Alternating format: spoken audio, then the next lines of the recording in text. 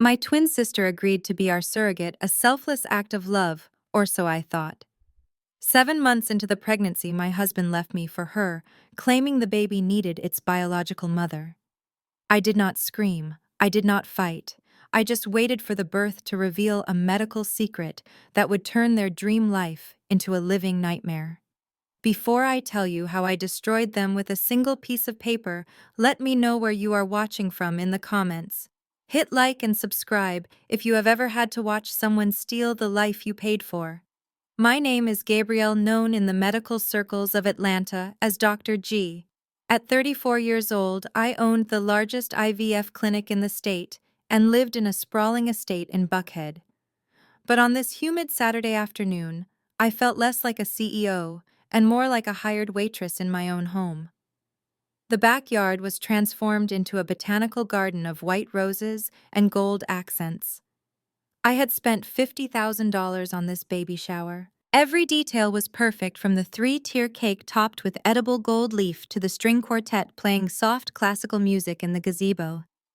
I adjusted my glasses and smoothed down the front of my white pantsuit.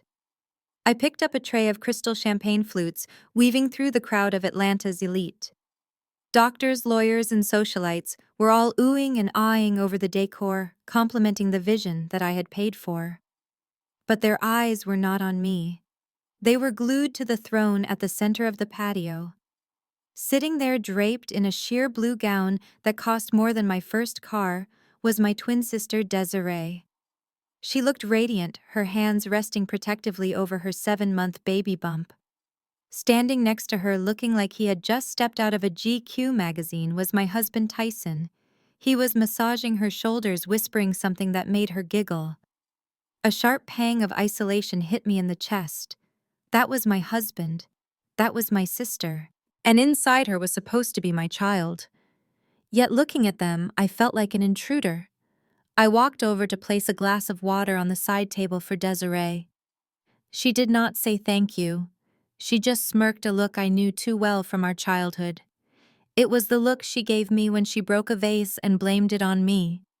It was the look of someone who knew they were the favorite. "Grab the microphone, babe," Tyson said, his voice booming with that charismatic charm that had fooled me for 5 years. He waved for silence. The music stopped. The guests turned their attention to the golden couple. I stood off to the side, folding my hands, expecting a speech, thanking me for organizing this, or perhaps acknowledging the difficult journey of IVF that had brought us here. "Thank you all for coming to celebrate the arrival of Tyson Jr." He began, flashing a smile that usually made my knees weak. Today, however, it made my stomach turn. "We have been through a lot to get here. God truly tests us before He blesses us." He paused for dramatic effect, looking deep into the crowd. I stepped forward slightly, ready to smile and nod, but Tyson did not look at me. He turned his back to me, completely dropping to one knee beside Desiree's chair. He pressed a kiss to her swollen belly, lingering there as the crowd let out a collective "aw." When he stood up, his face was serious. He gripped Desiree's hand. Through this journey, I realized something profound. Biology matters.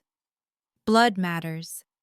Seeing Desiree carry my son, seeing the glow of a real mother, I realized I cannot lie to myself anymore. A child deserves to be raised by the woman who gave him life, not a woman who just signed the checks. The air left the garden. The silence was so loud it was deafening. I felt like I had been punched in the throat. My breath hitched. Did he just say what I thought he said? Tyson continued, his voice steady and cruel. "Gabrielle and I will be filing for divorce. I have chosen to be with Desiree. We are going to raise this boy together as a real family." Gasps rippled through the guests. A few people looked at me with pity, but most were staring at the drama unfolding with hungry eyes. Desiree leaned into the microphone, her voice dripping with fake sweetness. "Sister, please do not make a scene. We did not want to hide our love anymore. You always cared more about your career and your clinic anyway. You were never meant to be a mother. This is God's will." My hands shook. I looked around for support. I saw my mother Lucille sitting in the front row. She was not shocked. She was nodding. She knew. They all knew. Tyson stood up and pointed toward the back gate. I think it is best if you leave, Gabrielle. Desiree needs peace and quiet. The stress of your negative energy is bad for the baby. Go stay at your studio apartment in the city. Leave the house keys on the table. He was kicking me out. Kicking me out of the house I bought. Kicking me out of this party I paid for. Kicking me out of the marriage I had sustained financially for half a decade. I looked at his handsome, empty face. I looked at my sister's triumphant grin. I wanted to scream. I wanted to overturn the cake and shatter every crystal glass. But I am Dr. Gabrielle. I do not throw tantrums. I execute plans. I placed the tray down gently on a table. The glass clinked against the metal, the only sound in the suffocating silence. I did not say a word. I turned around and walked toward the house, my heels clicking on the stone path, a rhythm of cold, hard fury. Inside the cool air of the living room, the noise of the party faded, but the nightmare was just beginning. I leaned against the marble island in the kitchen, trying to steady my heart rate. I heard the sliding glass door open behind me. I turned, hoping foolishly that Tyson had come to his senses, but it was my mother Lucille, followed by my older sister's husband Greg. Lucille walked in, clutching a glass of expensive red wine. She looked around the kitchen, her eyes assessing the appliances like she was already calculating their resale value. "Well," she said, taking a sip. "That was awkward. But honestly, Gabrielle, it had to be said." I stared at her, incredulous. "Mom, did you hear him? He is leaving me for Desiree. She is carrying my child, Mom. That is my baby." Lucille set the glass down hard on the counter. "Is it really your baby, Gabrielle? You cannot even carry it. Your womb is as cold as your heart. Look at you. You are a businesswoman, not a mother. Desiree, she is soft, she is warm, she is sacrificing her body for this family. Tyson needs a woman who puts him first, not someone who is always at the lab looking at microscopes." The betrayal cut deeper than Tyson's words. My own mother was validating this insanity. She had always favored Desiree. Desiree was the beauty queen, the fun one, the one who needed help. I was the smart one, the ATM, the one who did not need love because I had money. Greg, my brother-in-law, stood by the refrigerator looking down at his shoes. He was a quiet white man, a lawyer who usually kept to himself to avoid the family drama. He looked up at me, his eyes full of sorrow. "I am sorry, Gabby," he whispered. "This is wrong. They are out of their minds." Lucille shot him a glare. "Shut up, Greg. This is family business." She turned back to me, her eyes landing on my neck. I was wearing a vintage diamond necklace, a solitary stone on a platinum chain. It was the first gift I bought myself when my clinic hit $1 million in revenue.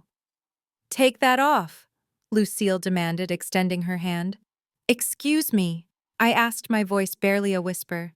"The necklace," she said, snapping her fingers. "You gave it to me for my 60th birthday, remember? I let you wear it today because you wanted to look nice. But I think it would look better on Desiree now. It will pop against that blue dress. Consider it a push present.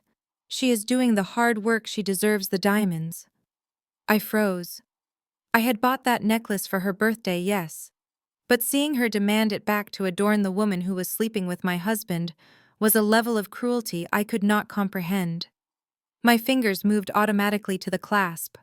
I unhooked the cool metal and dropped it into her waiting palm. "Thank you," she said, examining the stone. "Now be a good girl and pack a bag. Do not make this harder than it needs to be. You have plenty of money. Go buy a hotel room. Let them be happy."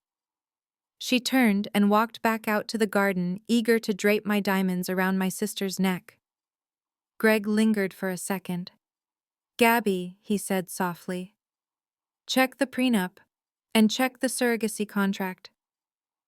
I looked at him.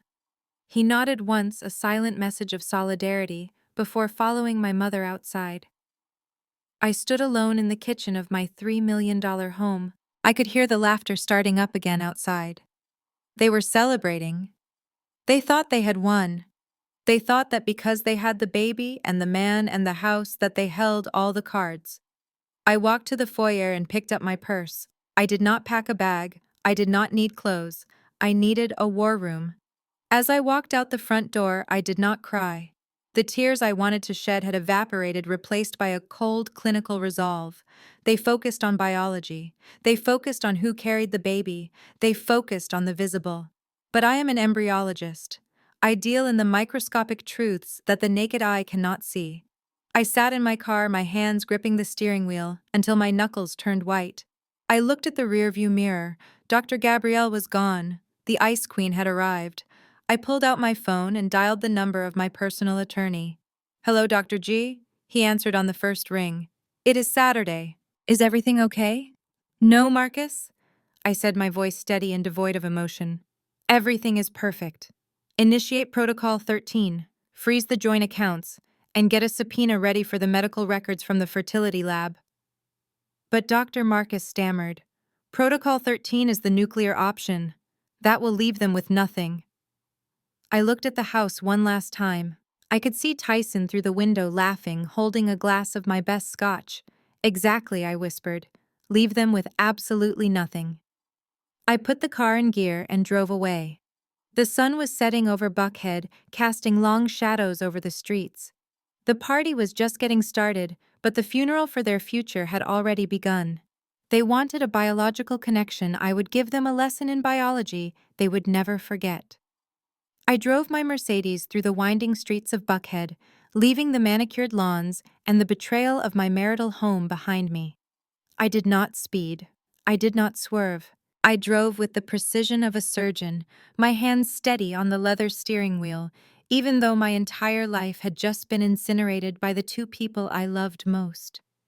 Most wives in my position would have gone to a hotel, or perhaps to a friend's house to cry over a bottle of wine. But I am not most wives. I am Dr. Gabrielle. And I had prepared for this day, even if I had prayed it would never come. I pulled into the underground parking garage of the Sovereign, a high-rise building in downtown Atlanta that pierced the sky like a needle. I parked in a reserved spot in the corner, far away from the prying eyes of the valet. I took the private elevator to the penthouse floor. This was my sanctuary, my secret. 2 years ago, when Tyson started making jokes about my long hours and my income, a small voice in the back of my head told me to buy insurance. Not a policy, but a place. A place that was solely mine, under an LLC that neither he nor his greedy lawyers knew existed. I walked into the apartment. It was dark, cool, and silent. The floor-to-ceiling windows offered a panoramic view of the city, lights a stark contrast to the suffocating heat of the garden party I had just left. I did not turn on the main lights. I walked straight to my home office, a room that looked more like a command center than a study. I sat down in the ergonomic leather chair and woke up my computer. The screens flickered to life, casting a blue glow over my face. I did not open my photo album. I did not look at pictures of our wedding or the vacations we took to Cabo. Sentimentality was a luxury I could no longer afford. Instead, I opened a secure server, typing in a password that was 20 characters long. The file name was simply Project Genesis. It contained everything: the financial records, the prenuptial agreement, the surrogacy contracts, and most importantly, the medical files. I clicked on a PDF titled Informed Consent and Paternity Acknowledgement, dated 3 years ago. As I stared at Tyson's signature at the bottom of the page, the memory hit me like a physical blow. I was transported back to that sterile consultation room at the clinic.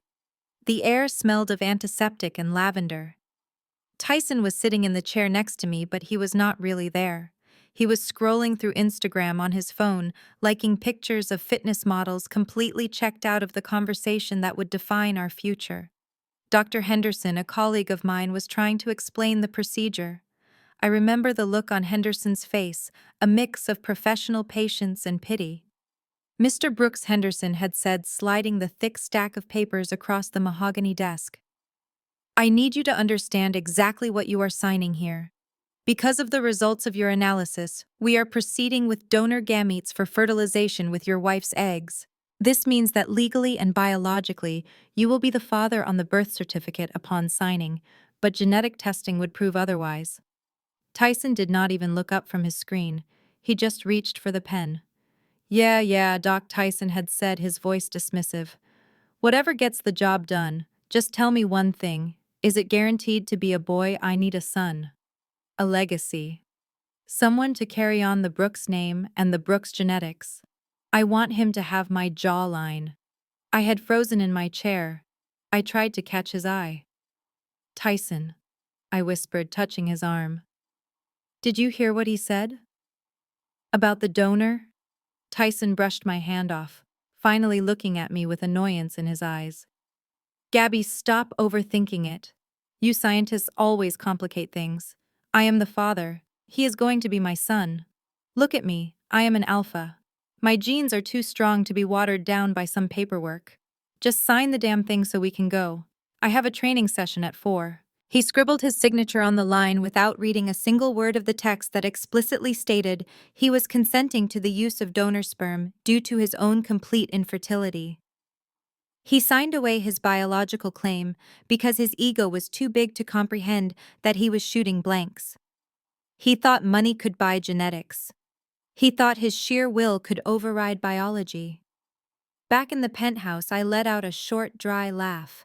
It echoed in the empty room. That signature was his death warrant. He believed the baby inside Desiree was his flesh and blood. He believed he was leaving me to start a dynasty with his own genetics. He had no idea that he had just blown up his marriage for a child that shared more DNA with a stranger from a catalog than with him. And Desiree, my foolish, jealous sister. She thought she was the mother because she was carrying the baby. But the contract she signed, the one she barely glanced at, because she was too busy asking if the surrogate stipend would cover a new G-Wagon, clearly defined her as a gestational carrier. She had no genetic link to the child. The eggs were mine. I was the only parent. I was the only owner. I minimized the medical file and opened the banking portal. I watched the numbers on the screen, the joint checking account, the savings, the investment portfolio, Tyson's personal credit cards, which were all supplementary to my primary account. I picked up my phone. It was almost midnight, but I knew Marcus would answer. He picked up on the second ring. Dr. G. Marcus said, his voice alert. I saw you left the party. Is it time? It is time, Marcus. I said, my voice dropping an octave, becoming the voice of the Ice Queen. Initiate Protocol 13. There was a pause on the other end. Protocol 13 was a scorched earth policy we had designed years ago as a joke, a what-if scenario for the worst possible betrayal. It was no longer a joke. Are you sure? Gabrielle Marcus asked softly. Protocol 13 means total liquidity freeze. It means the foreclosure process starts Monday. It means the repo men get the order tonight. It means war. I looked at the digital clock on my monitor. 12:00 a.m. Technically, it was a new day. A day where I was single. A day where I was a mother to a child being held hostage by traitors. I am sure, I said, leaning back in my chair. Start with the credit cards. I want them declined before they can order room service for breakfast. Then contact the leasing company for the Range Rover. Tell them the vehicle is in possession of an unauthorized driver and I want it recovered immediately. And Marcus, yes. Doctor, cancel the health insurance. Tyson is on my policy. If he wants to be a father so bad, he can pay for his own therapy when he realizes what he has done. Consider it done, Marcus said. I hung up the phone and turned back to the window. Below me, the city of Atlanta slept unaware of the storm that was brewing in the sky. Tyson and Desiree were probably in my bed right now, laughing, thinking they had outsmarted the smart sister. They thought kindness was weakness. They thought silence was submission. I reached into my drawer and pulled out a bottle of aged whiskey. I poured a glass, the amber liquid catching the light from the computer screens. Let the game begin, I whispered to the empty room. I took a sip. It burned, but it felt good. It felt like fuel. I was not just a woman scorned. I was a mother protecting her young. And God have mercy on anyone who stood between a mother and her child, because I certainly would not. They wanted a show, I would give them a tragedy. And the opening act was just about to start. For the next 2 weeks, I lived like a ghost in my own city. While I was coordinating a legal airstrike from the shadows of my downtown penthouse, Tyson and Desiree were living out their twisted fantasy in the Buckhead estate I had paid for. Thanks to the security system I had installed, which included high-definition cameras in the common areas, I had a front row seat to their honeymoon. I sat in my office watching the live feed on my monitor. It was grotesque. They were behaving like lottery winners who had never seen a bank account before. Desiree had turned my living room into a shipping center for luxury baby goods. I watched as delivery trucks arrived daily, dropping off boxes from Gucci, Burberry, and Fendi Kids. She was ordering strollers that cost more than most people's cars, using the joint credit card that was technically still active. "Look at this babe," I heard her say through the camera's microphone.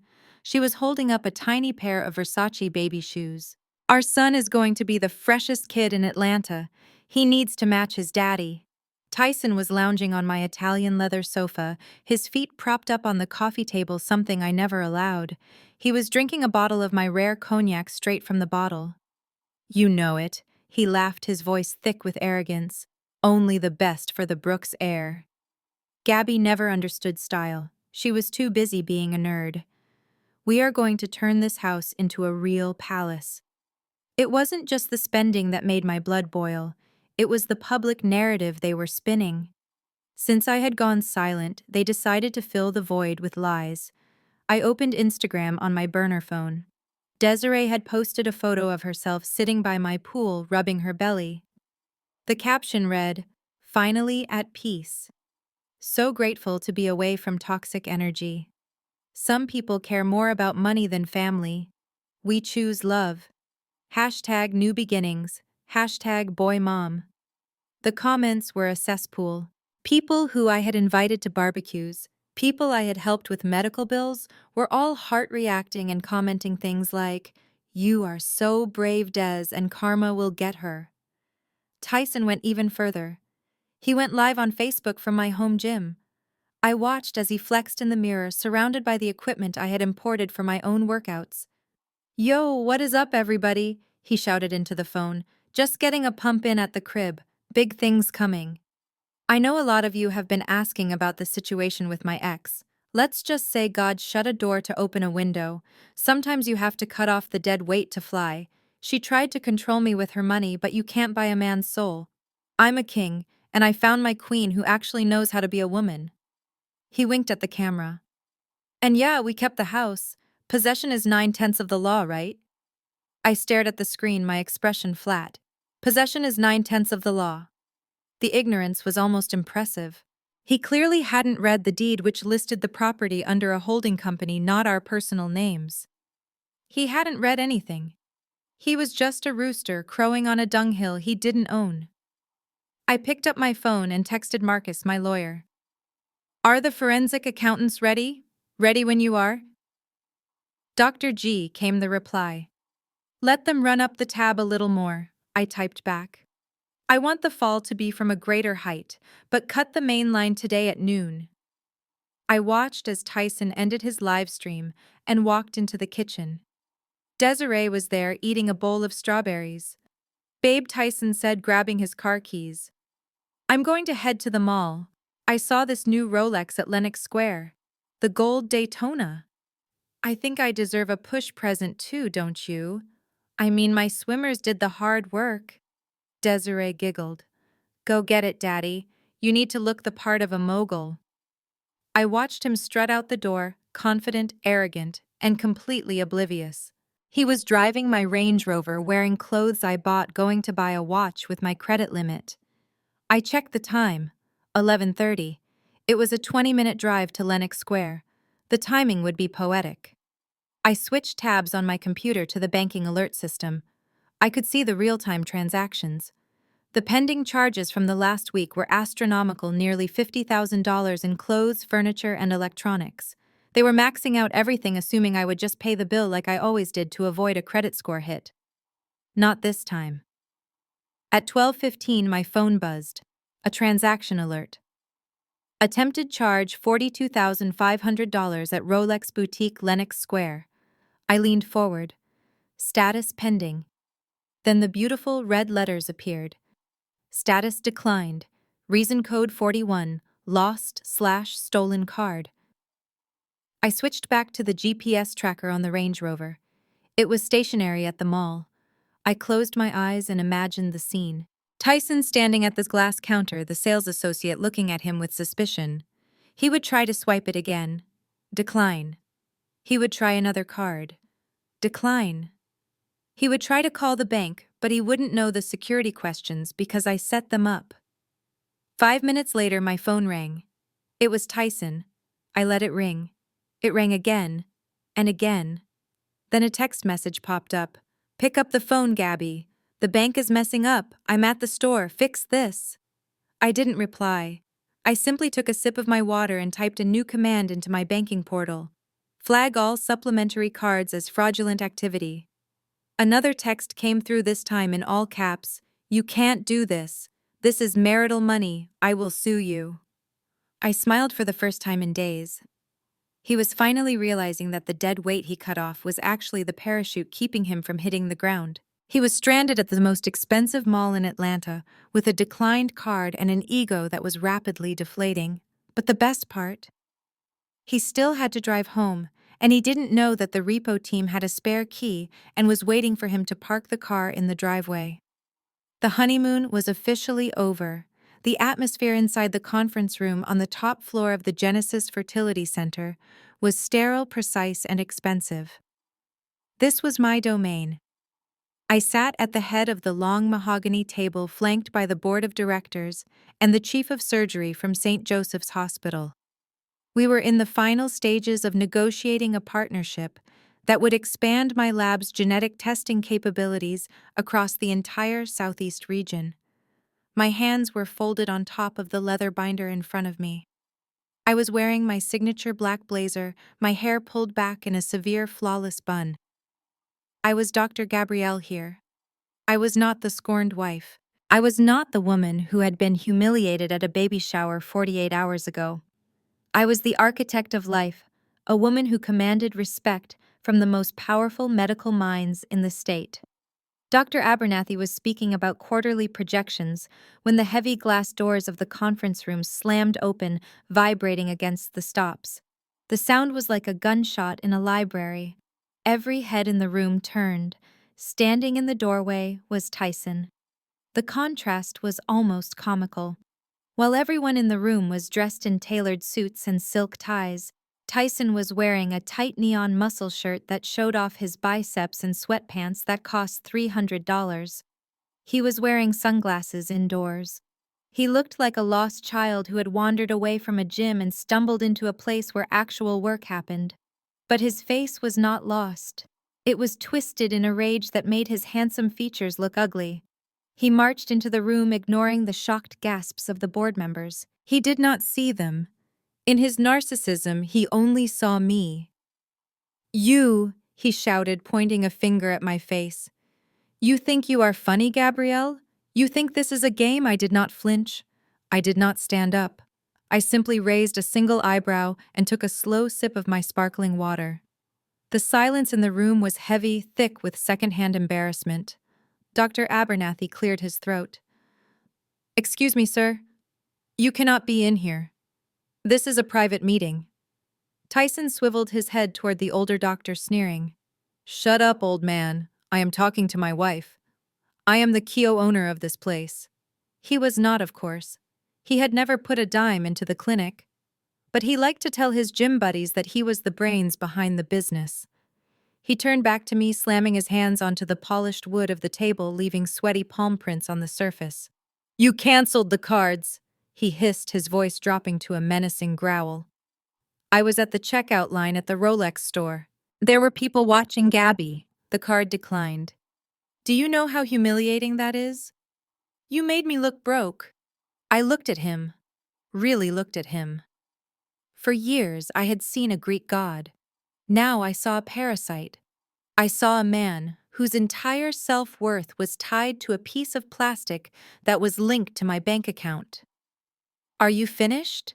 I asked, my voice calm, smooth, and colder than liquid nitrogen. Fix it, he demanded. Call the bank right now. Unfreeze the accounts. And apologize to me. Or I swear to God, Gabrielle, I will make a scene that will ruin your little reputation. I slowly stood up. I was not tall, but in that moment I felt 10 feet high. I pressed the intercom button on the speakerphone in the center of the table. Security to the executive conference room immediately, I said. Code Gray. Tyson laughed, a dry, incredulous sound. You are calling security on your husband? You are pathetic. You are just bitter because I chose a real woman over you. You are trying to punish me because you can't give me a son. I picked up a manila envelope that had been sitting next to my water glass. I had prepared it this morning knowing he would come. He was predictable. A man like Tyson could not survive without an audience or an ATM. I slid the envelope across the table. It stopped right in front of his hands. Read this, Tyson, I said. What is this? He asked, snatching it up. It is a temporary restraining order and a notice of asset freeze. I explained, my voice echoing slightly in the silent room. As of this morning, divorce proceedings have been filed. Under Georgia law, when significant assets are in dispute and there is a risk of dissipation, a judge can order a total freeze. I leaned forward, locking eyes with him. That means every joint account is locked. The investment portfolio is locked. The credit lines are suspended. You do not have access to a single penny until a judge decides what, if anything, you deserve. Tyson ripped the papers open, his eyes scanning the legal jargon. His hands began to shake. This is illegal. You can't starve me out. I have rights. You have the right to remain silent, I said. And right now, you are trespassing. The doors opened again. 2 large security guardsmen I hired personally from a private firm stepped into the room. They were not the friendly lobby guards. They were former military. They did not care about Tyson's muscles. Mr. Brooks, the lead guard, said, his voice deep and authoritative. You need to come with us. Do not touch me, Tyson screamed, backing away. I own this place. She is the one stealing from me. The board members were now exchanging looks of disgust. Tyson had done exactly what I wanted. He had shown the world that he was unstable, greedy, and dangerous. He was destroying his own character, witness defense, before we even got to court. I looked at him with zero emotion. You are not my husband here, Tyson. Here you are, just a security risk. Get him out of my building. The guards moved in. One grabbed Tyson's left arm, the other grabbed his right. Tyson tried to jerk away, his gym muscles flexing, but these men knew leverage. They bent his arm behind his back, forcing him to bend over. You will pay for this, Gabrielle, he shouted as they dragged him backward toward the door. I will take everything. I will take the house. I will take the cars. I will take your license. The doors swung shut, cutting off his screaming. The silence returned to the room. I smoothed the front of my blazer and sat back down. My apologies, gentlemen, I said to the board, my voice steady. As I was saying regarding the merger, I believe our genetic screening protocols are superior to the current market standard. Outside the glass walls of the building, the reality of Protocol 13 was about to hit Tyson harder than any punch. The guards escorted him through the lobby, past the staring receptionists, past the patients waiting for appointments, and threw him out onto the hot pavement of the parking lot. He stumbled, barely keeping his balance. His sunglasses fell off and skittered across the concrete. He stood there, panting, his face red with humiliation. He looked up at the towering glass building, at the empire I had built, and screamed a curse word that startled a passing nurse. He reached into his pocket for his keys. He marched over to the Range Rover, the only symbol of status he had left. He got in, slamming the door so hard the vehicle shook. He jammed the key into the ignition. The engine roared to life. He needed to go somewhere, anywhere, maybe to his gym to blow off steam, maybe to his mother's house to complain. But then a yellow light on the dashboard caught his eye. The fuel light. He looked at the digital gauge. Distance to empty 0 miles. I had watched the tracker. I knew he had been driving around all weekend showing off the car. He never filled the tank unless I was in the passenger seat with my card. He hit the steering wheel in frustration. He reached for his wallet, instinctively pulling out his debit card to go to the gas station across the street. Then he remembered. Frozen. Declined. He checked the cash compartment in his wallet. Empty. He checked the center console for loose change.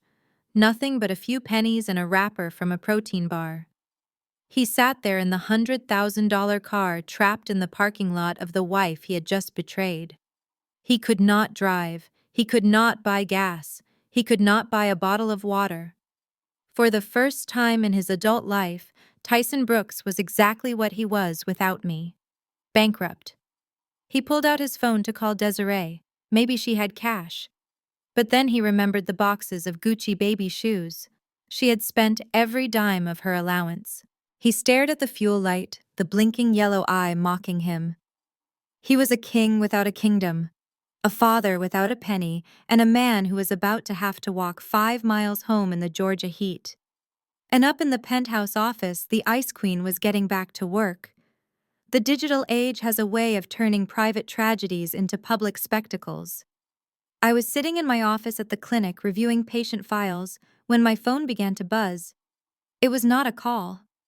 It was a relentless, continuous vibration that rattled the glass surface of my desk. Notification after notification stacked up on my lock screen. Instagram, Facebook, Twitter, my personal inbox, my business email. I unlocked the phone and opened Instagram. The first thing I saw was a live video notification. Desiree Brooks is live, the truth about my sister. I felt a cold knot form in my stomach. I put in my wireless earbuds and clicked the link. The video feed opened. Desiree was sitting in the nursery of my Buckhead home, the very nursery I had designed with a hand-painted mural of the night sky. She was wearing a loose, oversized t-shirt that looked threadbare, a stark contrast to the designer clothes she had been flaunting just days before. Her hair was messy, her eyes red and puffy. She looked pathetic. She looked perfect for the camera. She was crying. Big fat theatrical tears rolled down her cheeks as she held her baby bump. "I just do not know what else to do," she sobbed into the camera. "We are trying so hard to be positive for the baby, but how can we survive when our own family turns against us? My sister, Dr. Gabrielle, she cut us off." She paused to blow her nose loudly. A stream of hearts and angry face emojis floated up the side of the screen. "She knows I am high risk." Desiree continued, her voice trembling. "She knows I need special medication and organic food for the baby." But she froze the accounts. "She canceled our health insurance. She wants me to lose this baby because she is jealous. She cannot conceive, so she wants to punish me for being able to give her husband a son." I watched in horror as Tyson leaned into the frame. He looked equally disheveled, playing the part of the distressed protector. "It is true, guys," Tyson said, looking directly at the lens. "I never thought my wife could be this cruel. We are literally counting pennies to buy prenatal vitamins. I am asking you, please, if you have a heart, pray for us. We just want our son to be born safely." Then came the call to action. Desiree held up a piece of cardboard with a handwritten link. "We started a GoFundMe," she whispered, "just to cover medical bills and food until the baby comes. Anything helps.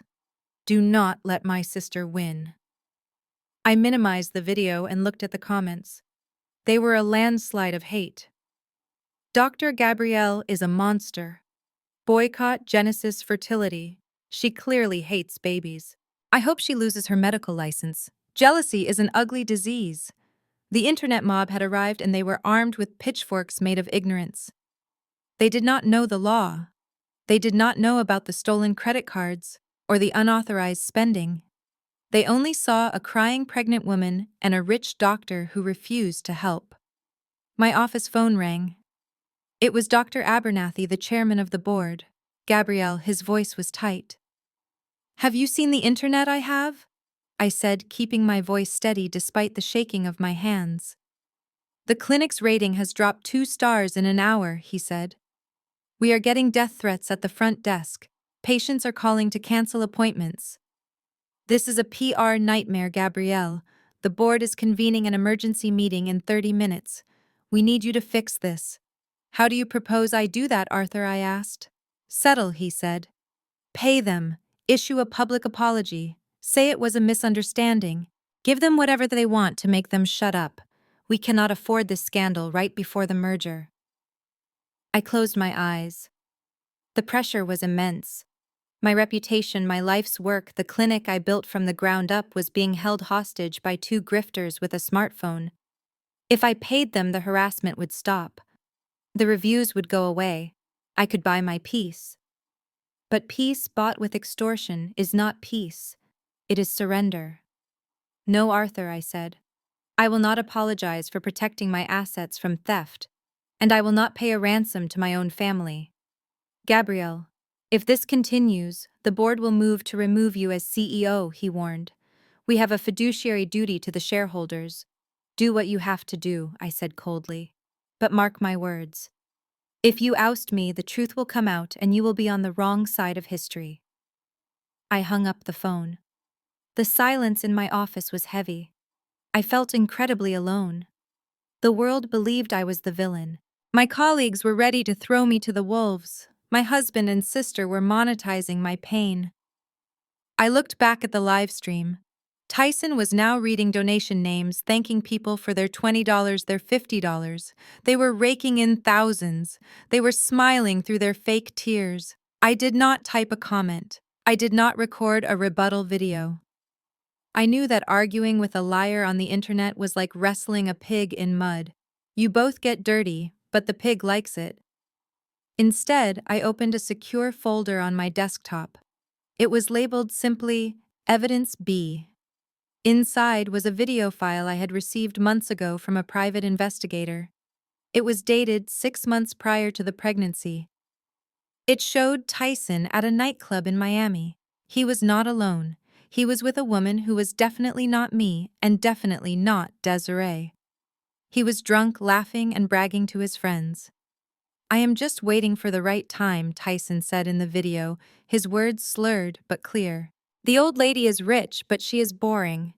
Once I secure the bag, I am gone. I just need a reason that makes me look like the good guy." It was proof of premeditation, proof that he had never loved me, and proof that he had never loved Desiree either. He was using her just as much as he used me. I attached the video to an encrypted email.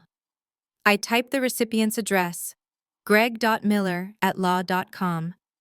My brother-in-law Greg was the only person inside that house who had a conscience. He was the only one who had whispered an apology to me at the baby shower. He was a lawyer, and he knew the difference between a messy breakup and a crime. I typed a short message. "Greg, keep this safe. Do not show it to them yet. Wait until I give the signal. This is the ace of spades." I hit send. I watched the progress bar complete. Message sent. I turned off my computer monitors. I picked up my phone and deleted the Instagram app. I deleted Facebook. I deleted Twitter. I severed the connection to the noise. Let them scream. Let them collect their blood money from strangers. Let the board threaten me. They were playing a game of checkers, reacting to every move focused on the immediate gratification of likes and dollars. I was playing chess. And in chess, you sometimes sacrifice a pawn to capture the king. My reputation was the pawn.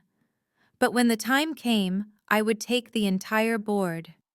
I stood up and walked to the window looking out over the Atlanta skyline. The sun was shining indifferent to my chaos. I took a deep breath. I was Dr. Gabrielle. I dealt in facts and science and hard evidence, and the biology of this situation was about to be the deadliest weapon of all. They wanted a war about family fine. I would show them that DNA does not make a family. It makes a forensic trail, and I was about to follow it all the way to their destruction. The glass walls of my corner office usually offered a view of the Atlanta skyline that made me feel invincible. But today they felt like the walls of a fishbowl. My assistant Sarah buzzed the intercom, her voice hesitant.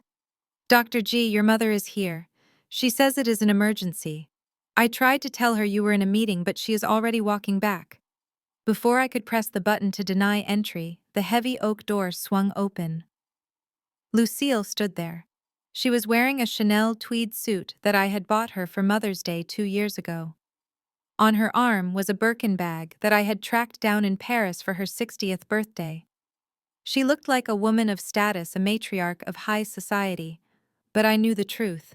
She was a woman whose entire lifestyle was subsidized by the daughter she despised. She did not knock. She did not say hello. She simply walked in, closed the door behind her, and sat down in the leather chair across from my desk. She placed her handbag on the floor and looked at me with a mixture of pity and annoyance. "You look tired, Gabrielle," she said, her tone dripping with fake concern. "The bags under your eyes are terrible. You really should get some filler." I did not look up from my laptop. "What do you want, Mother? I have patients waiting."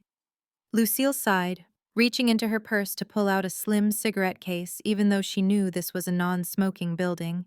She tapped a cigarette on the table, but did not light it. "We need to resolve this situation," she said. "It has gone too far. Tyson is sleeping on an air mattress in the guest room because you took the furniture. Desiree is crying all day. And the internet. Good Lord, Gabrielle, the things they are saying about you.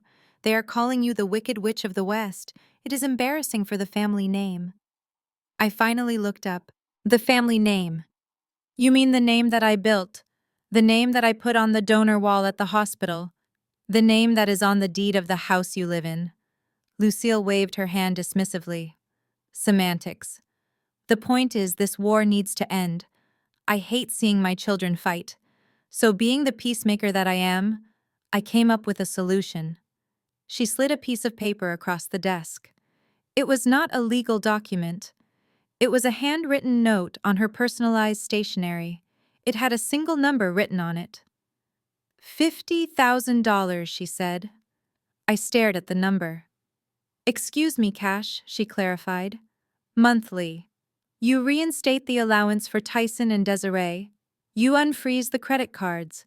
And you give them a lump sum of $50,000 today to cover the distress you have caused. In exchange, I will tell them to take down the GoFundMe. I will tell them to stop the interviews. I will make a public statement saying that we have reconciled and that you are going to be a supportive aunt." I leaned back in my chair, the leather creaking softly. The audacity was breathtaking. She was sitting in my office blackmailing me with my own money, asking me to pay my abusers for the privilege of stopping their abuse. "Let me get this straight," I said, my voice dangerously calm. "You want me to pay $50,000 to the man who cheated on me and the sister who betrayed me?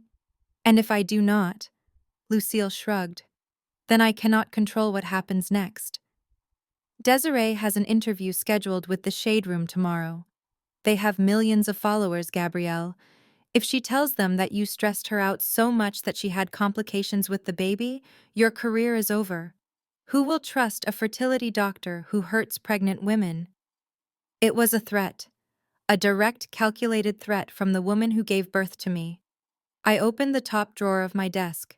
Lucille's eyes lit up. She thought I was reaching for my checkbook. She shifted forward in her seat, a predator sensing weakness. I pulled out a thick, leather-bound binder. I slammed it onto the desk with a heavy thud. Lucille frowned. "What is that?" "This, Mother, is the ledger," I said. I opened the binder. It was organized by year going back a decade. You talk about family obligations. You talk about me being cold. Let's look at the data. I flipped to the first page. 2015. I paid off your mortgage so you would not lose the house after Dad died. $240,000. I flipped the page. 2016. Desiree got a DUI and crashed her car. I paid for the lawyer, the fine, and the new car so she would not have a record. $80,000. I kept flipping, my voice rising with each entry. 2018.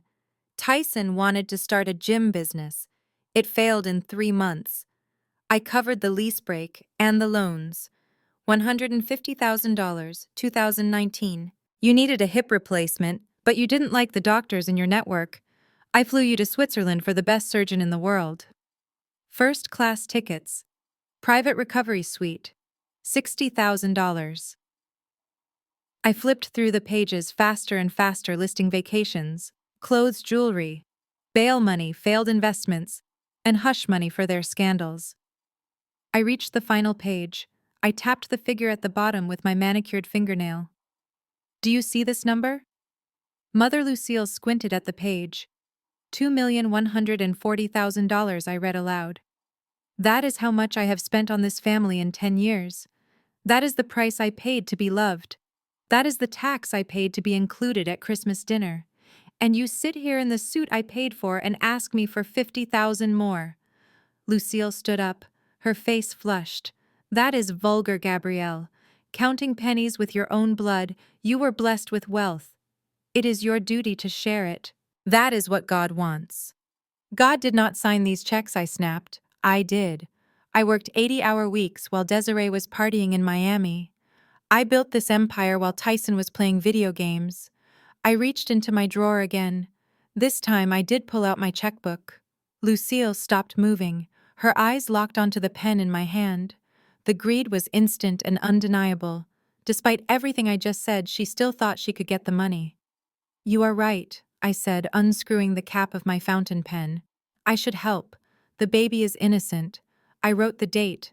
I wrote the name Lucille Brooks. I wrote the amount $50,000.00. I tore the check out of the book. The sound of the paper ripping was sharp in the silent office. I held it up. Lucille reached for it, her fingers twitching. Here is your money, I said. As her hand got within an inch of the check, I pulled it back.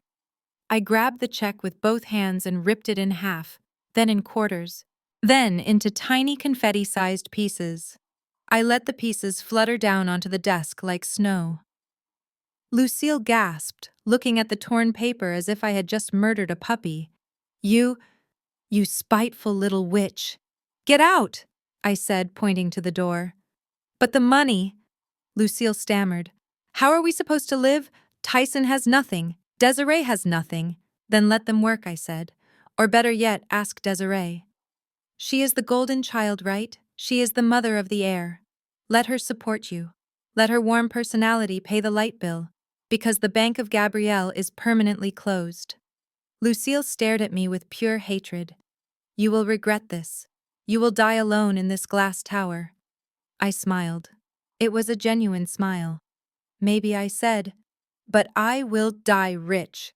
And I will die with my dignity. Now get out before I call security and have them drag you out like they did your son-in-law. Lucille grabbed her Birkin bag and stormed out, slamming the door so hard the glass walls rattled. I sat there for a moment, listening to the silence return. I looked at the torn pieces of the check on my desk. I swept them into the trash can. I pressed the intercom button. Sarah, yes, Dr. G. Cancel my afternoon appointments, I said. And call the hospital legal department. Tell them I am ready to file the countersuit for defamation. And Sarah, yes, order me a salad. And a bottle of champagne. I have something to celebrate. I spun my chair around to face the window. The sun was setting, casting a golden glow over the city. They wanted a war of attrition. They wanted to bleed me dry. But they forgot one thing. I was the one who controlled the flow. And I had just turned off the tap. Now all I had to do was wait for the drought to kill the parasites. It was 2 a.m. when the inevitable consequences of their stupidity finally caught up with them. According to the tracking data on Desiree's phone, which I still had access to via the family plan, she was not resting in bed as a high-risk surrogate should be. She was at a private house party in Buckhead trying to drown out the internet backlash with loud music and secondhand smoke. I was asleep in my penthouse wrapped in Egyptian cotton sheets when my phone rang. I usually keep it on silent, but for the duration of the pregnancy, I had set a specific bypass for emergency medical contacts. It was not Tyson. It was the emergency dispatch from Northside Hospital, the premier private facility where we had planned the delivery. Dr. Gabrielle, the dispatcher, said, her voice urgent. We have a patient, Ms. Desiree Brooks, incoming via ambulance, severe abdominal cramping and spotting, gestational hypertension. She is asking for you. I sat up, switching on the bedside lamp. Is she stable? For now, the dispatcher replied. But there is a problem with admission. I knew exactly what the problem was. I swung my legs out of bed and walked to the window, looking out at the city lights. What is the issue? I asked, keeping my voice neutral. The admission desk is flagging her insurance coverage as terminated, the dispatcher explained awkwardly. Mr. Brooks is here screaming at the staff, claiming it is a mistake. But the system shows the policy was canceled by the primary subscriber 3 days ago. Without valid insurance or an upfront deposit of $20,000, we cannot admit her to the VIP maternity wing. We have to stabilize and transfer. I felt a cold surge of satisfaction. Tyson thought he could steal my house and my money, but he forgot that in America healthcare is a luxury, not a right, and he had just lost his luxury privileges. Follow protocol, I said. If they cannot pay, transfer them. I hung up. 30 minutes later, my phone rang again. This time it was Tyson. I let it ring 3 times before answering. Gabby, please. His voice was high-pitched, bordering on hysteria. You have to help us. They kicked us out. They sent us to Grady. Grady Memorial, the public county hospital. It is a place of miracles where doctors save gunshot victims and trauma cases every day, but it is also overcrowded, underfunded, and chaotic. It is the last place on earth a princess like Desiree would ever want to be. I put the phone on speaker and set it on the marble counter while I poured myself a glass of water. I thought you were a King Tyson, I said calmly. Kings do not beg. Gabby, this is serious. He shouted, the background noise behind him, a cacophony of sirens and shouting. We are in the waiting room. There are people bleeding on the floor next to us. It smells like urine and bleach. Desiree is terrified. She is cramping bad. She needs a private room. She needs a doctor who knows her chart.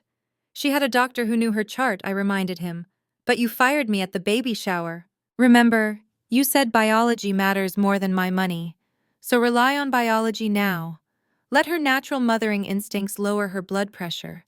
I could hear Desiree sobbing in the background. My stomach hurts, Ty. Get me out of here. I can't sit in these plastic chairs. Tyson's voice broke. I am sorry. Okay, I am sorry I yelled at you. I am sorry about the cards. Just please reactivate the insurance. I will do whatever you want. Just get her out of here. I took a sip of water, savoring the moment. This was the leverage I needed. Not money, not shame, but the stark, terrifying reality that without me they were helpless. I cannot reactivate a canceled policy at 3 in the morning. Tyson, I lied. That is not how insurance works. Then transfer us to your clinic, he begged. You have the private recovery suites. You have the best equipment. Please, Gabby. For the baby. For your son. My son. Finally, he admitted who the child belonged to. I will authorize a transfer. I said, my voice crisp and professional. I will send my private ambulance to pick her up from Grady. I will admit her to Genesis Fertility for monitoring. Oh, thank God, Tyson exhaled. Thank you, Gabby. I knew you still loved us. I knew you wouldn't let us down. Stop, I cut him off. Do not mistake this for love. This is asset protection. That fetus is my property, and I am not letting you damage it with your negligence. But Tyson, listen to me very carefully. I am listening, he breathed. She is not coming in as a VIP. She is not coming in as my sister, and she is certainly not coming in as the wife of the owner. What do you mean? He asked, confusion creeping back into his voice. I have a program at the clinic, I explained. It is for indigent patients. People with no money, no insurance, and no support system. We call it the Samaritan ward. It is a shared room with 3 other women. No private TV, no gourmet meals, no overnight guests allowed. Silence on the other end. If you want her transferred, she comes in as a charity case, I said. I will have the paperwork drawn up. You will sign a document acknowledging that you are receiving pro bono care due to financial hardship. It will go into your permanent record. And Tyson? Yeah, he whispered.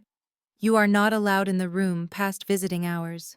And visiting hours end at 8 p.m. But I am the father, he protested. Not on the charity ward, I said. On the charity ward, you are just a visitor. Take it or leave it. You have 2 minutes to decide before I go back to sleep. I heard him muttering to Desiree. I heard her shriek, a shared room. Are you kidding me?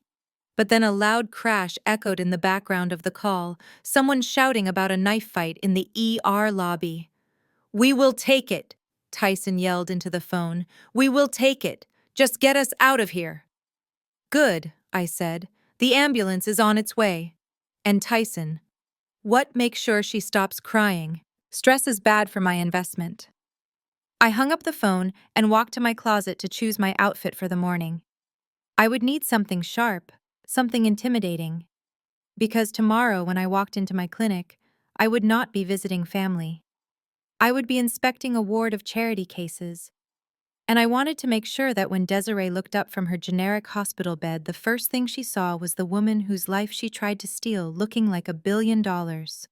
I went back to bed, but I did not sleep. I lay there staring at the ceiling thinking about the baby. My son. He was safe now. He was coming to my territory. The chessboard had tilted completely in my favor. They had surrendered their pride for safety. Now all I had to do was wait for the birth, and then I would reveal the final secret that would sever their connection to that child forever.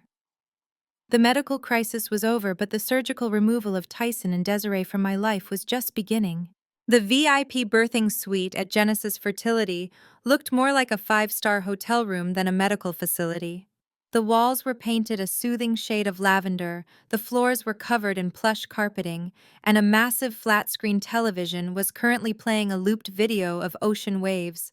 On the mahogany sideboard, a basket of gourmet snacks and sparkling cider sat untouched. I had authorized the transfer from the charity ward to this suite at the last minute. Tyson thought it was an act of mercy. He thought my heart had softened, that the sight of my sister in pain had broken through my icy exterior. He was wrong. I did not move them here for their comfort. I moved them here for my control. In the charity ward there were witnesses, other families, and hospital bureaucracy. Here in my private wing, the stage was set for a private execution. I stood in the far corner of the room near the window that overlooked the parking lot where Tyson's repossessed Range Rover was notably absent. I was wearing a charcoal gray suit, tailored to perfection. My arms were crossed, and in my right hand, I held a thick black binder. It was not a medical chart. It was the weapon that would end this war. The room was filled with the suffocating noise of my family. Desiree was in the center of the room on the king-sized adjustable bed. She was hooked up to monitors that beeped in a steady rhythmic cadence. She was sweating, her hair matted against her forehead, gripping the bed rails with white-knuckled intensity. "I hate this!" she screamed, her voice hoarse. "Why is it taking so long? I want an epidural top-up. Where is the anesthesiologist?" Tyson was hovering over her, wiping her forehead with a damp cloth. He looked ridiculous. He was wearing a tight black t-shirt with bold white letters across the chest that read, "Best Dad Ever." He had bought it weeks ago, anticipating this moment as his coronation. He looked at me, flashing a nervous, ingratiating smile. "Gabby, can you get the doctor? She is in pain. Come on, make a call. You own the place." I looked at him with flat, dead eyes. "Dr. Henderson is the best in the state. He will come when it is time. Patience." "Tyson, you wanted natural, remember? You said biology knows best." My mother Lucille was pacing the floor on the other side of the bed. She was clutching a rosary, muttering prayers loud enough for everyone to hear. "Lord, bring this child safely into the world," she chanted, her eyes closed in performative piety. "Protect this holy vessel. Let the heir of our bloodline be strong. Rebuke the spirits of jealousy and division." She emphasized the word jealousy, opening one eye to glare at me. I did not react. I simply checked my watch. It was almost noon. The timing was impeccable. Greg, my brother-in-law, sat in a chair by the door. He was the only one who was silent. He looked pale, uncomfortable, like a man waiting for a bomb to go off. He knew what was in the binder. He met my gaze and gave a practically imperceptible nod. He was ready. Desiree let out another guttural scream as a contraction peaked. The monitors spiked. "It is happening!" Tyson yelled, panic rising in his voice. "The baby is coming! Somebody help!" The double doors swung open. Dr. Henderson walked in, followed by two nurses and a neonatologist. They moved with the efficient calm of professionals who had done this 1,000 times. Dr. Henderson looked at me. I gave him a signal, a slight tilt of my chin. He knew the plan. He knew the medical history. He knew exactly who the father was, and who it wasn't. "All right, Desiree," Dr. Henderson said, snapping on latex gloves. "It looks like you are fully dilated. On the next contraction, I need you to push."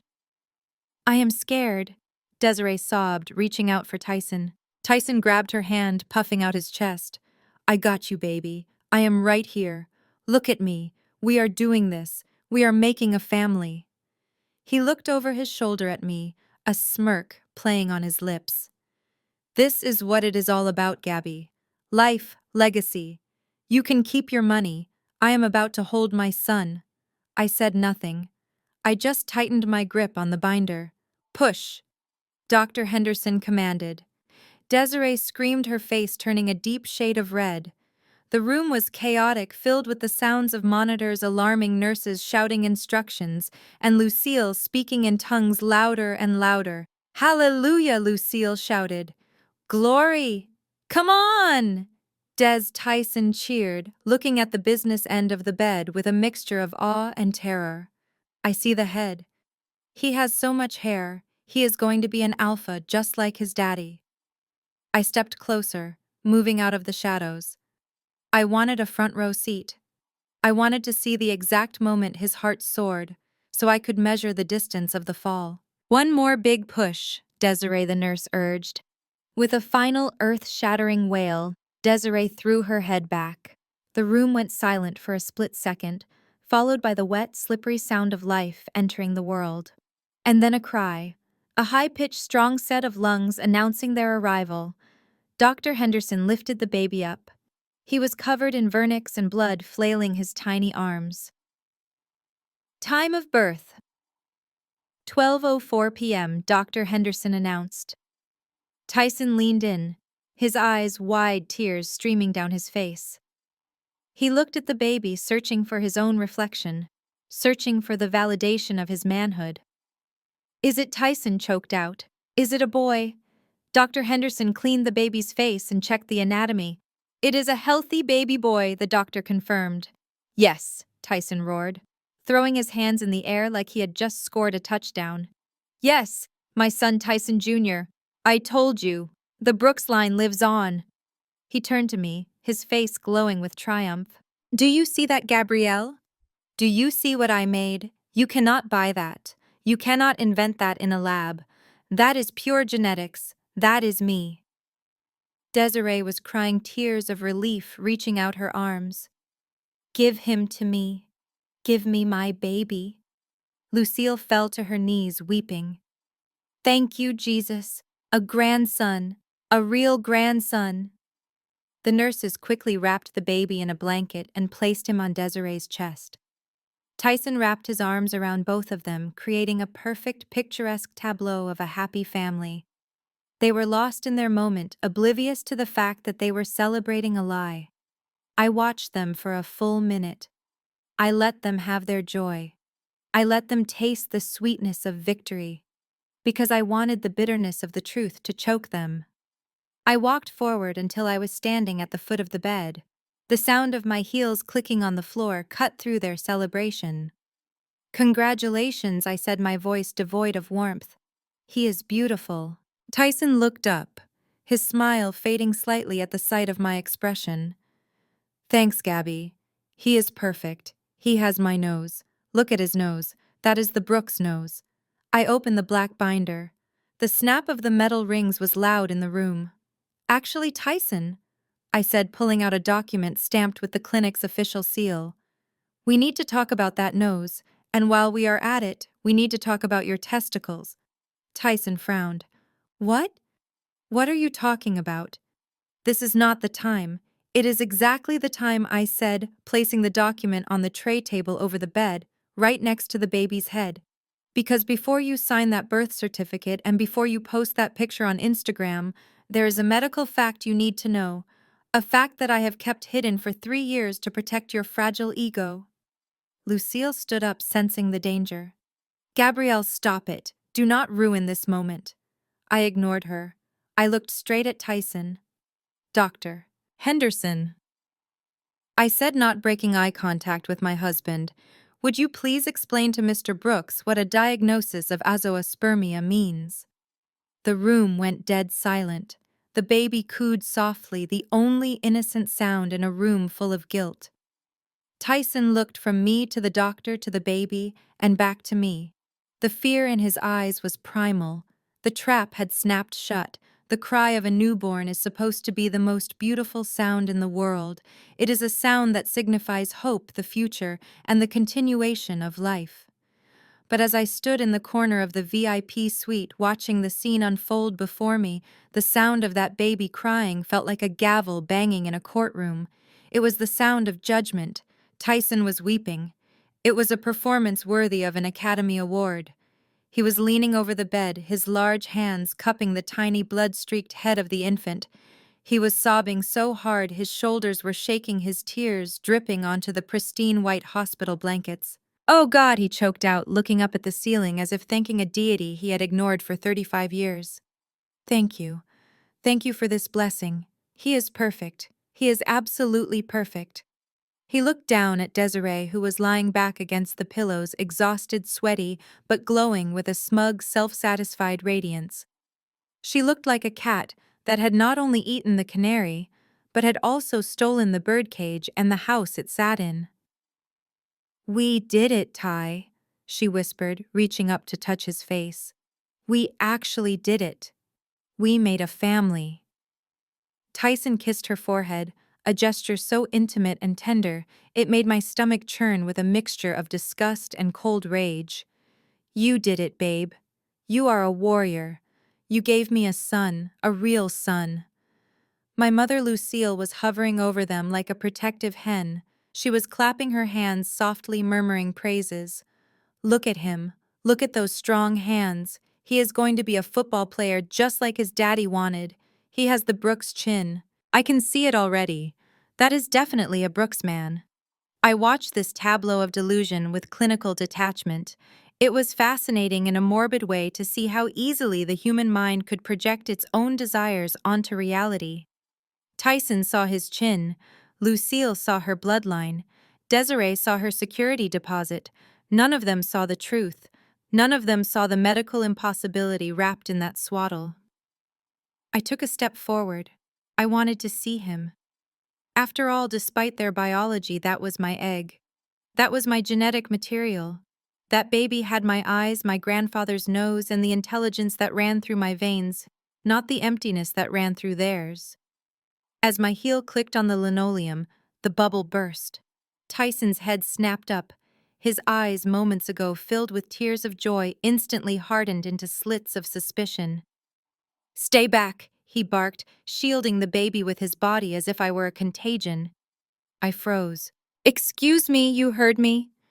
Lucille chimed in, stepping between me and the bed. Her face was twisted in a scowl. Do not come over here, Gabrielle.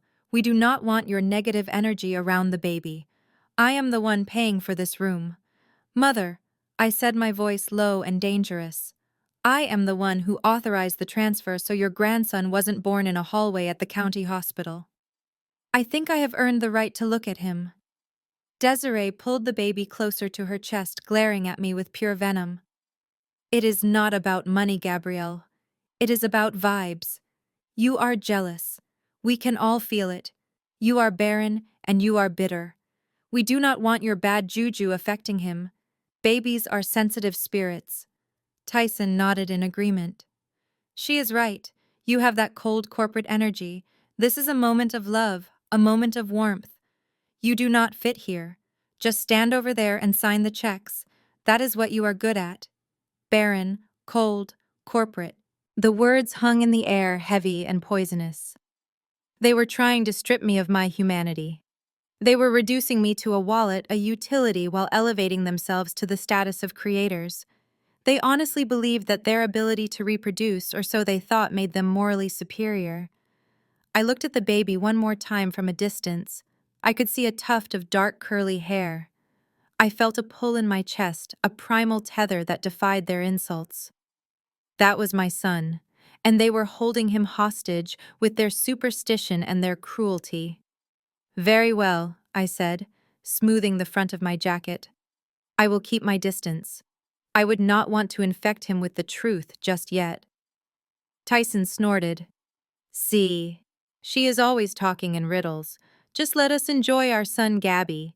Go check your emails or something. He turned back to the baby, cooing in a soft baby talk voice. Hey there, little man. Hey, Tyson Jr.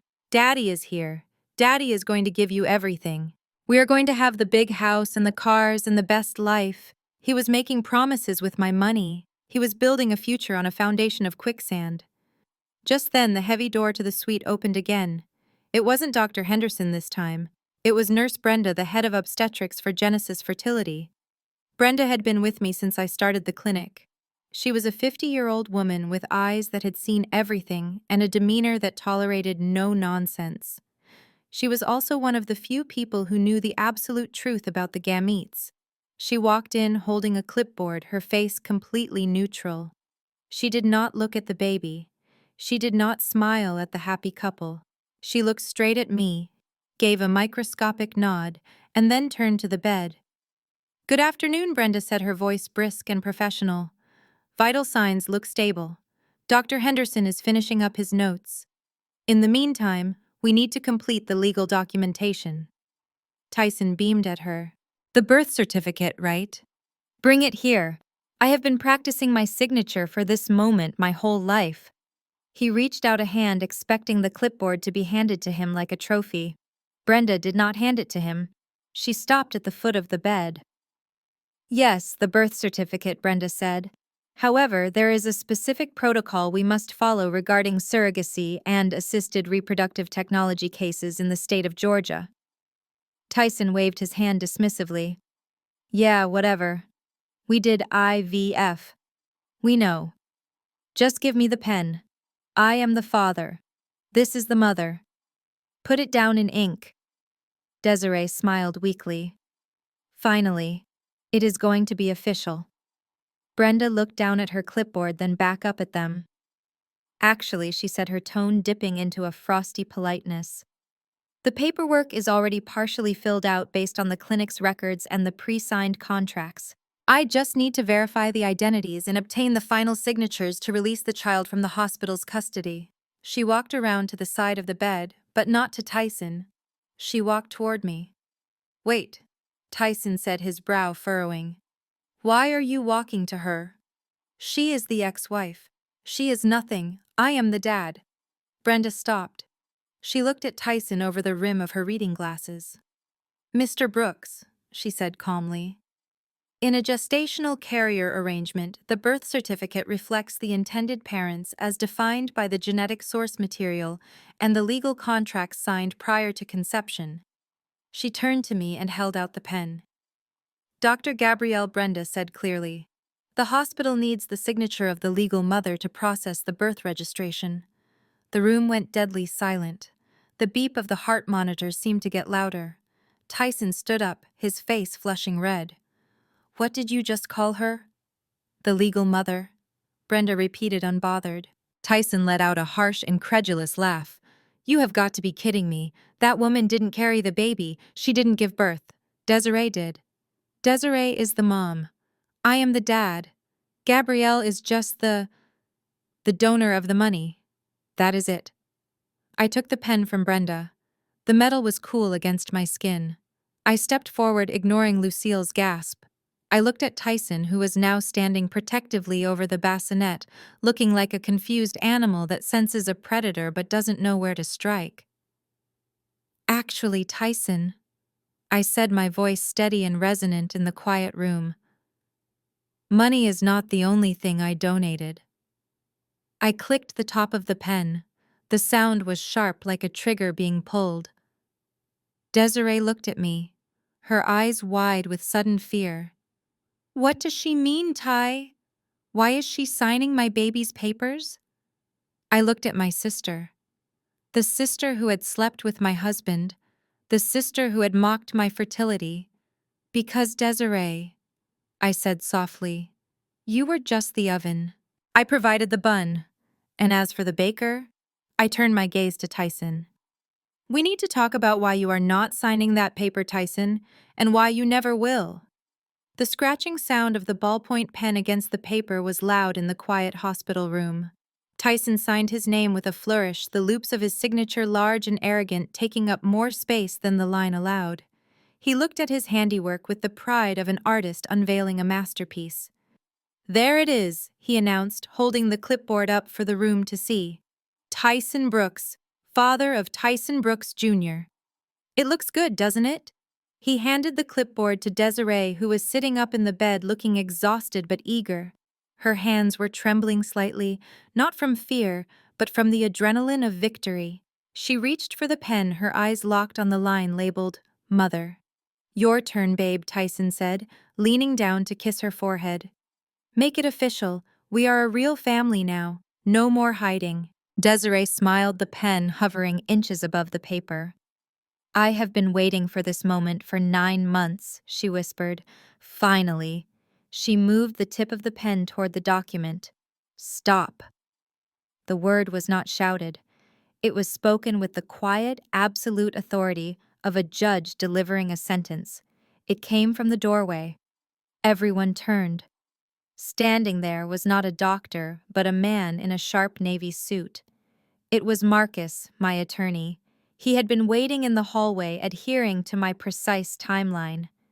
He walked into the room, his footsteps heavy and deliberate. Step away from the document, Ms. Brooks. Marcus said, his voice calm but firm. Tyson straightened up, puffing out his chest. Who the hell are you? This is a private room. Get out. I am Dr. Gabrielle's legal counsel. Marcus replied, not breaking stride. And I am here to ensure that no fraudulent activity takes place on official state documents. Fraudulent, Desiree scoffed, clutching the clipboard to her chest. Signing my own son's birth certificate is not fraud. You people are crazy. Gabby, call off your dog. I stepped forward, moving between Marcus and the bed. I looked down at my sister. Actually, Desiree, I said, Marcus is right. If you sign that line, you are committing perjury. And since we are already dealing with theft and adultery, I would hate to add a felony to your record on the day you gave birth. Tyson laughed, a harsh barking sound. You are delusional, Gabby. She just pushed a 7-pound baby out of her body. We all saw it. The doctor saw it. That makes her the mother. That is how nature works. Nature, yes, I agreed. But we are not in nature, Tyson. We are in a hospital in the state of Georgia, and we are operating under the laws of assisted reproductive technology. I nodded to Marcus. He opened his briefcase and pulled out a copy of the contract. It was thick, bound with a blue cover and flagged with yellow sticky notes. According to the Georgia Code regarding gestational surrogacy, Marcus recited, reading from the page. A gestational carrier is defined as a woman who carries a pregnancy for intended parents, but has no genetic link to the child. The contract signed by all parties 3 years ago explicitly designates Dr. Gabrielle Brooks and Mr. Tyson Brooks as the intended parents. He looked up over his reading glasses. Therefore, legally, the woman who gives birth is irrelevant to the title of mother. The legal mother is the owner of the genetic material and the signatory of the contract. That is Dr. Gabrielle. Desiree's face went pale. She looked down at the paper in her lap as if it had suddenly turned into a snake. But we are getting divorced, she stammered. Tyson left her. He chose me. We are together. Your relationship status does not alter the contract, Marcus said dryly. Until a judge rules otherwise, Dr. Gabrielle is the mother. If you sign that line, Ms. Desiree, you are falsifying a government record. Tyson grabbed the clipboard from Desiree's hands. Give me that, he snapped. He looked at the form, his eyes darting back and forth. This is bulls. This is just legal loopholes. It is just paperwork. It does not mean anything real. He looked at me, his eyes full of contempt. You think this piece of paper makes you a mom? He sneered. You think because you paid for the IVF and signed a contract that makes you a parent? You are pathetic, Gabrielle. You are clinging to technicalities because you cannot produce life. He tossed the clipboard onto the rolling table with a loud clatter. Fine, he spat. Sign it. Go ahead. Put your name on it. It does not change the blood. It does not change the DNA. He reached down and picked up the baby, holding him tight against his chest. This boy has my blood, Tyson declared, his voice rising. He has Desiree's blood. We are his biological parents. No judge, no lawyer, and no piece of paper can change that. You can have the title Gabby. You can have the birth certificate. Frame it on your wall for all I care. But we have the son. He looked at me with a smirk that was both cruel and triumphant. We will sign whatever you want to get out of here. Then we will go to court, and I will demand a paternity test. And when the results come back proving he is mine and hers, no judge in America will give custody to a woman who is practically a stranger to him. So go ahead, sign your little lie. I looked at the clipboard. Then I looked at Tyson, so confident in his ignorance. He was practically begging for the truth. He was standing on a trapdoor, jumping up and down, daring me to pull the lever. He thought the paper was the lie. He thought biology was his shield. I walked over to the table. I picked up the pen. I looked at Marcus, who gave me a subtle nod. I signed my name on the line labeled Mother. The ink flowed smoothly. It was done. Legally, the child was mine. I put the pen down and looked up at Tyson. You are right, Tyson, I said softly. Paperwork is just paperwork. Biology is what really matters. I walked closer to him. I was close enough to smell the sweat on his shirt and the newborn scent of the baby. You want to talk about DNA? I asked. You want to talk about bloodlines? I do, Tyson said, puffing out his chest. My genes are strong. Then let's talk about them, I said. Let's talk about why your strong genes needed a laboratory to conceive. Let's talk about why you never read the full medical report from our fertility treatments. Tyson frowned. What are you talking about? I read it. Low count. Whatever. We fixed it. I shook my head slowly. No, Tyson. We did not fix it. You cannot fix what isn't there. I turned to Marcus again. Give me Exhibit B, please. Marcus handed me the black binder I had been holding earlier. I took it in my hands. It felt heavy. It felt like Judgment Day. I opened the binder to a page filled with microscopic images and charts. Tyson, I said, my voice hardening. Desiree, listen to me very carefully. You say paper is trash. You say DNA is king. I agree. I turned the binder around so they could see the page. So let me introduce you to the real father of this child. And spoiler alert, Tyson, it is not you. I looked at the pen in my hand. It was a Mont Blanc, heavy and expensive, the kind of pen used to sign treaties or declare wars. Tyson was watching me with that smug, self-satisfied grin, the kind of look a man wears when he thinks he has conquered the world without lifting a finger. He thought my hesitation was submission. He thought I was pausing to swallow my pride. He could not have been more wrong. I was pausing to savor the moment. I was pausing because once I opened my mouth, the fantasy world he had built for himself would disintegrate into dust, and I wanted to enjoy the structure of his delusion for just one more second before I brought the wrecking ball down. I slowly placed the pen back onto the tray table. The sharp click of the metal against the plastic echoed in the silent room. Tyson's smile faltered just a fraction. What are you doing, Gabby? Just sign it so we can get this over with. The nurse is waiting. I turned my back to him and walked over to the large flat-screen television mounted on the wall opposite the bed.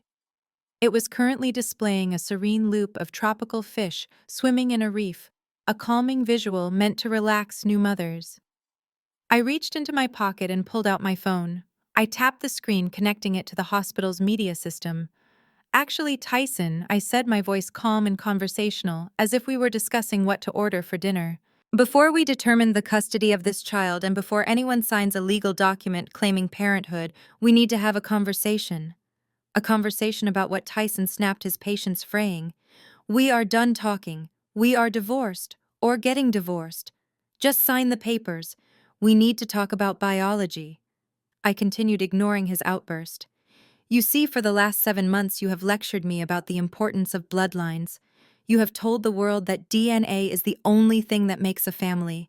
You have humiliated me, cast me aside, and replaced me, all in the name of your superior genetics." I looked at Lucille. She was clutching her rosary beads so tightly her knuckles were white. She stared at me with eyes full of suspicion. She knew me. She knew I did not make speeches unless I had the evidence to back them up. "So let us look at those genetics, shall we?" I said. I swiped my finger across my phone screen. The tropical fish disappeared.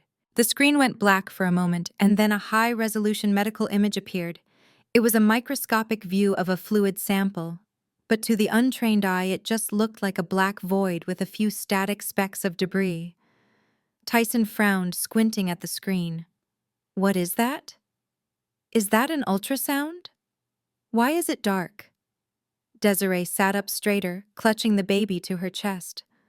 Her eyes darted from the screen to me, a flicker of true terror beginning to dawn behind them. "That, Tyson, is a micrograph of a semen analysis," I explained, stepping into my role as Dr. Gabrielle the scientist. "Specifically, it is a sample taken from you 3 years ago." Tyson let out a scoff of disbelief. "You kept a picture of my swimmers? That is creepy, Gabby. Even for you. And so what? It is dark. I do not see anything." "Exactly," I said, my voice dropping an octave. "You do not see anything." I tapped the phone again. The image split. On the left side was Tyson's sample. On the right side was a control sample from a healthy, fertile male. The right side was teeming with activity, hundreds of tiny tadpole-like structures swimming vigorously. The left side? Tyson's side remained a desolate wasteland. "Tyson, do you know what the medical term azoospermia means?" I asked. He stared at the screen, his mouth slightly open. "No, stop using big words. Just tell me what you are doing." "Azoospermia is a condition where there is a complete absence of motile sperm in the semen," I said, enunciating every syllable. "It means, Tyson, that you do not produce sperm. Not a low count. Not lazy swimmers. Zero. Nada. Zilch." The silence that followed was absolute. It was heavy, suffocating, and thick with shock. Tyson shook his head, a jerky mechanical motion. "That is a lie. That is a fake picture. You doctored it. I am a man. I am an alpha. I have big muscles. I have a beard. Of course I have sperm. Physical appearance has nothing to do with testicular function," I corrected him coldly. "You had a severe case of mumps when you were a teenager, didn't you? You told me that on our second date. Complications from adult mumps can cause orchitis, leading to permanent sterility." I walked over to the black binder and pulled out a document. I held it up. "This is the lab report from 3 years ago, signed by Dr. Henderson, the same doctor who just delivered this baby. You signed the receipt of these results, Tyson. But you never read them, did you? You were too busy scrolling through Instagram. You just signed the consent forms for the IVF and assumed your boys would do the work." Tyson looked at the paper, then at the screen, then at the baby in his arms. His face began to drain of color, turning a sickly shade of gray. "No," he whispered. "That is impossible. Look at him. He is my son. He looks just like me." "Does he?" I asked. "Or does he just look like a newborn baby?" Desiree let out a whimper. She looked down at the child she had just birthed, the child she thought was her ticket to a life of luxury. "Gabby," she said, her voice trembling, If If Tyson doesn't have sperm, then whose baby is this? Tyson spun around to face her, his eyes wild with sudden irrational fury. Yeah, Desiree, he shouted, making the baby startle and cry. Whose baby is this? Did you cheat on me? Is this some random guy's kid? Did you sleep with your ex-boyfriend? Desiree recoiled, pressing herself against the headboard. No, I swear. Ty, I never touched anyone else. We did. IVF. The doctor put the embryo in me. Tyson looked back at me, panting. You messed up the lab work. You switched the samples. You are trying to trick me because you want to steal him. I sighed. It was a sound of pure exhaustion. Even with the evidence staring him in the face, his ego could not accept the truth. I did not switch anything, Tyson. The clinic does not make mistakes. When we realized you were sterile, we moved to Plan B, a plan that is standard procedure in these cases. We used a sperm donor. A donor? Tyson choked out the word like it was poison. You used another man to get my wife pregnant. She is not your wife, Tyson, I reminded him. She is your sister-in-law. And yes, we used a donor. I swiped the phone screen again. A new profile appeared. It was a headshot of a man.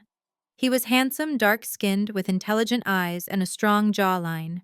Next to his photo were his credentials: PhD in aerospace engineering, former collegiate athlete, IQ of 140, height 6'3", clean medical history, meat donor 4582, I introduced. He is a literal rocket scientist. He is kind, he is brilliant, and unlike you, he actually read the contract. Tyson stared at the face of the stranger on the screen. The stranger who was the biological father of the child he was holding. The realization hit him like a physical blow to the gut. He stumbled back, almost dropping the baby, but caught himself at the last second. No, he groaned, a sound of pure agony. This can't be real. I felt it. I felt the connection. You felt what you wanted to feel, I said. You fell in love with a fantasy. You fell in love with the idea of yourself. Lucille finally found her voice. She stood up, knocking her chair over. You are a devil, Gabrielle, she screamed, pointing a shaking finger at me. You tricked him. You let him believe it was his. You let us all believe. Why didn't you say something? I looked at my mother with cold, hard eyes. I tried, Mother. I tried to tell him in the consultation. He told me to shut up. He told me he didn't want to hear the science. He told me his genes were too strong to be denied. I simply respected his wish to remain ignorant. I turned back to Tyson, who was now looking at the baby with a mixture of confusion and horror. He was holding the child at arm's length, as if the baby had suddenly transformed into a bomb. So here we are, I said. You wanted a biological heir. You wanted a son to carry on your legacy. But that child shares zero DNA with you. He is a stranger to you, Tyson. Biologically, you are nothing to him. Tyson looked at Desiree. The look of adoration was gone, replaced by a look of utter betrayal, even though she was just as clueless as he was. You, he muttered at her. You are carrying another man's kid. It is your sister's kid, Desiree shrieked. It is Gabby's egg. Ah, yes, I said. Let's get to that part. I took a step closer to the bed. Desiree, do you remember the week of the egg retrieval? You were smoking a pack a day. You were drinking wine to calm your nerves. Your ovarian reserve numbers were in the toilet. Desiree's mouth opened and closed, but no sound came out. We could not use your eggs, I said simply. They were not viable. They were toxic. So once again I stepped in to save the day. I underwent the retrieval. I provided the eggs. I gestured to the baby who was now crying loudly, sensing the tension in the room. That child is made of my egg and the donor's sperm. I am the biological mother. I am the legal mother. And you, Desiree, you were just the rental car we used to drive him here. The room spun. I could see it in their eyes. The floor had dropped out from under them. Tyson looked at the baby, then at the donor on the screen, then at me. He looked at the birth certificate on the table, the one I had just signed. He realized with a dawning horror that he had destroyed his marriage, his reputation, and his financial future for a child that did not belong to him with a woman who was nothing more than a vessel for his ex-wife's baby. I walked over and gently but firmly took the crying baby from Tyson's limp arms. He did not fight me. He was too weak. He was paralyzed by the magnitude of his own stupidity. I held my son close, smelling his head, feeling the warmth of his body. He quieted down almost immediately. "Hush now," I whispered to the baby. "Mommy is here. The real mommy." I looked up at the three of them. My mother, my sister, my husband. They looked like statues in a museum of failures. Now I said, my voice cutting through the silence, "Get out of my room, and get out of my life." The silence in the hospital room was heavy, suffocating, and absolute. It was the kind of silence that usually follows a bomb blast, where the ringing in your ears is the only sound left in the world. Tyson stood frozen, his eyes locked on the black screen of the television where the image of his barren sample was still displayed. He looked like a man who had been shot but had not yet realized he was bleeding. I took a slow, deliberate step toward him. I wanted him to hear every syllable. I wanted the truth to penetrate that thick wall of narcissism he had built around himself for 35 years. Azoospermia. I repeated, letting the clinical term roll off my tongue like a verdict. "It is a big word, Tyson. I know you struggle with those. So let me translate it into language you can understand. It means you are shooting blanks. It means the factory has been closed since you were 18 years old." Tyson blinked, his face twitching. He shook his head, a jerky mechanical motion as if trying to shake off a nightmare. "No," he croaked, his voice cracking. "That is a lie. You are lying. I am an alpha. Look at me. Look at my muscles. Look at my beard. I have more testosterone in my pinky finger than most men have in their whole bodies." "Testosterone is a hormone, Tyson," I countered calmly. "Sperm production is a biological function.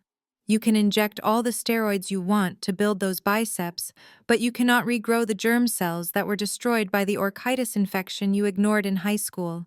You are sterile. You have been sterile for decades, and you will be sterile until the day you die."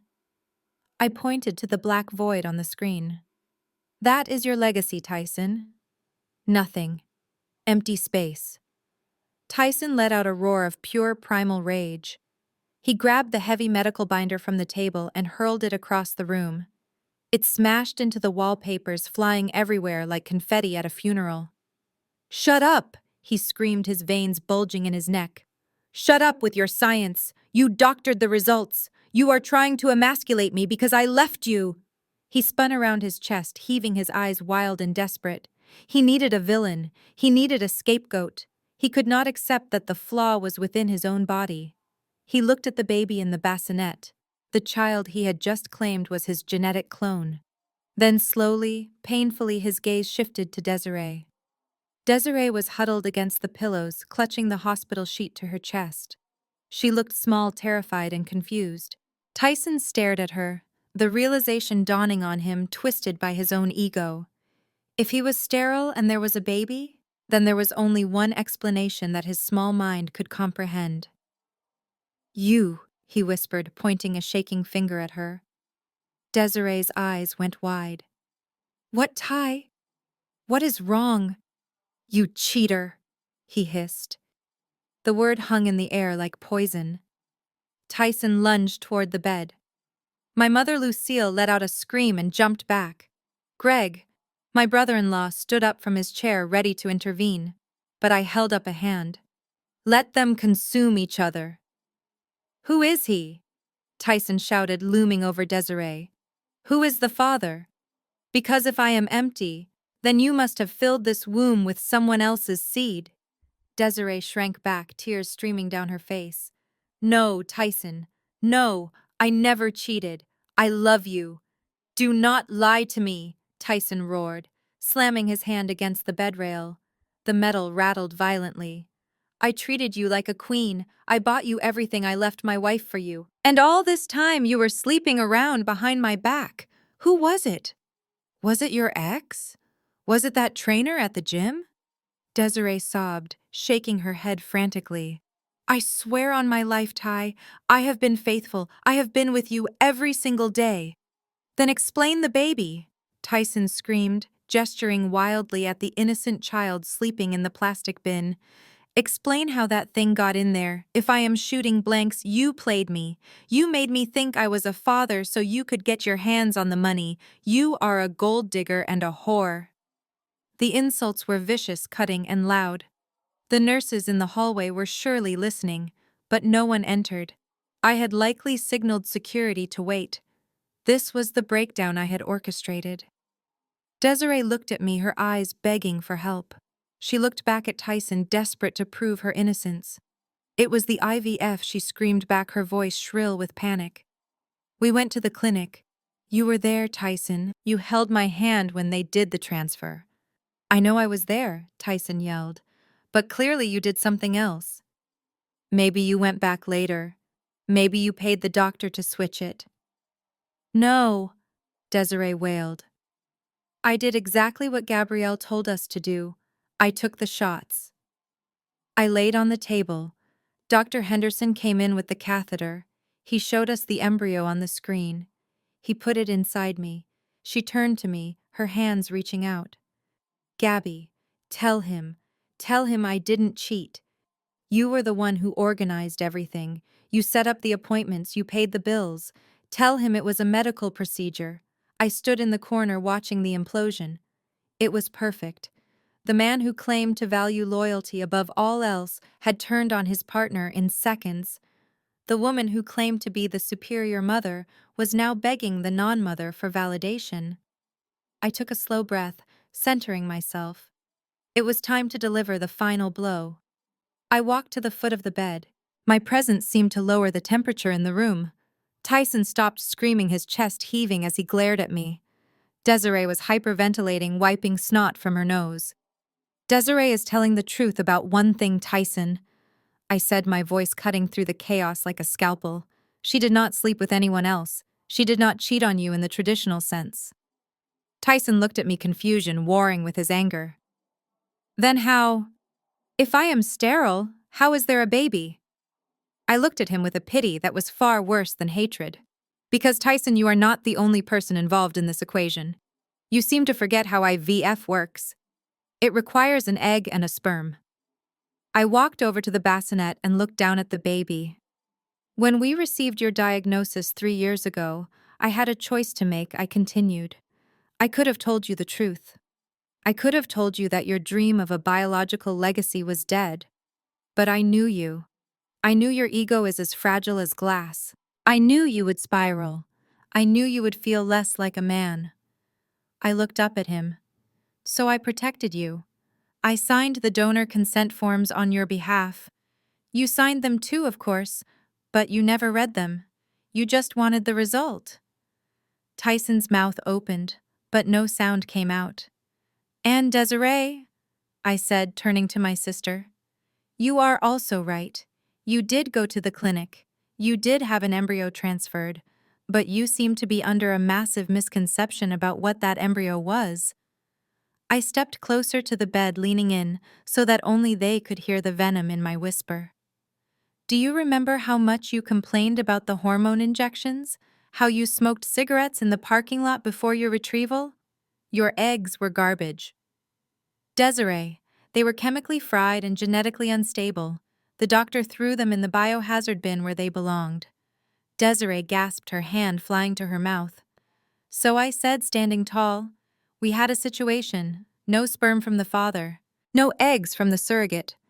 But we had a contract, and we had me. I placed my hand on my own chest. I went through the retrieval cycle, I said.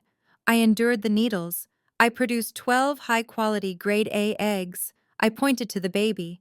Dr. Henderson took my egg, my genetic material, and he fertilized it in a petri dish. But not with your dead cells, Tyson. I smiled a cold, terrifying smile. He fertilized it with a sample from donor 4582. Tyson staggered back until he hit the wall. He looked as if I had physically struck him. Donor, he whispered. Yes, I said. A donor, a stranger, a man you have never met, a man who is everything you are not. So let's recap, I said, my voice ringing with finality. Desiree, you did not provide the egg. You are not the biological mother. You are just the oven. Tyson, you did not provide the sperm. You are not the biological father. You are just the ex-husband. That baby, I said, pointing to the sleeping infant, is 100% mine. He is my flesh. He is my blood. And thanks to the paperwork you were too arrogant to read, he is solely my legal property. I looked at Tyson, who was sliding down the wall to the floor, his face buried in his hands. I looked at Desiree, who was staring at her empty stomach with horror.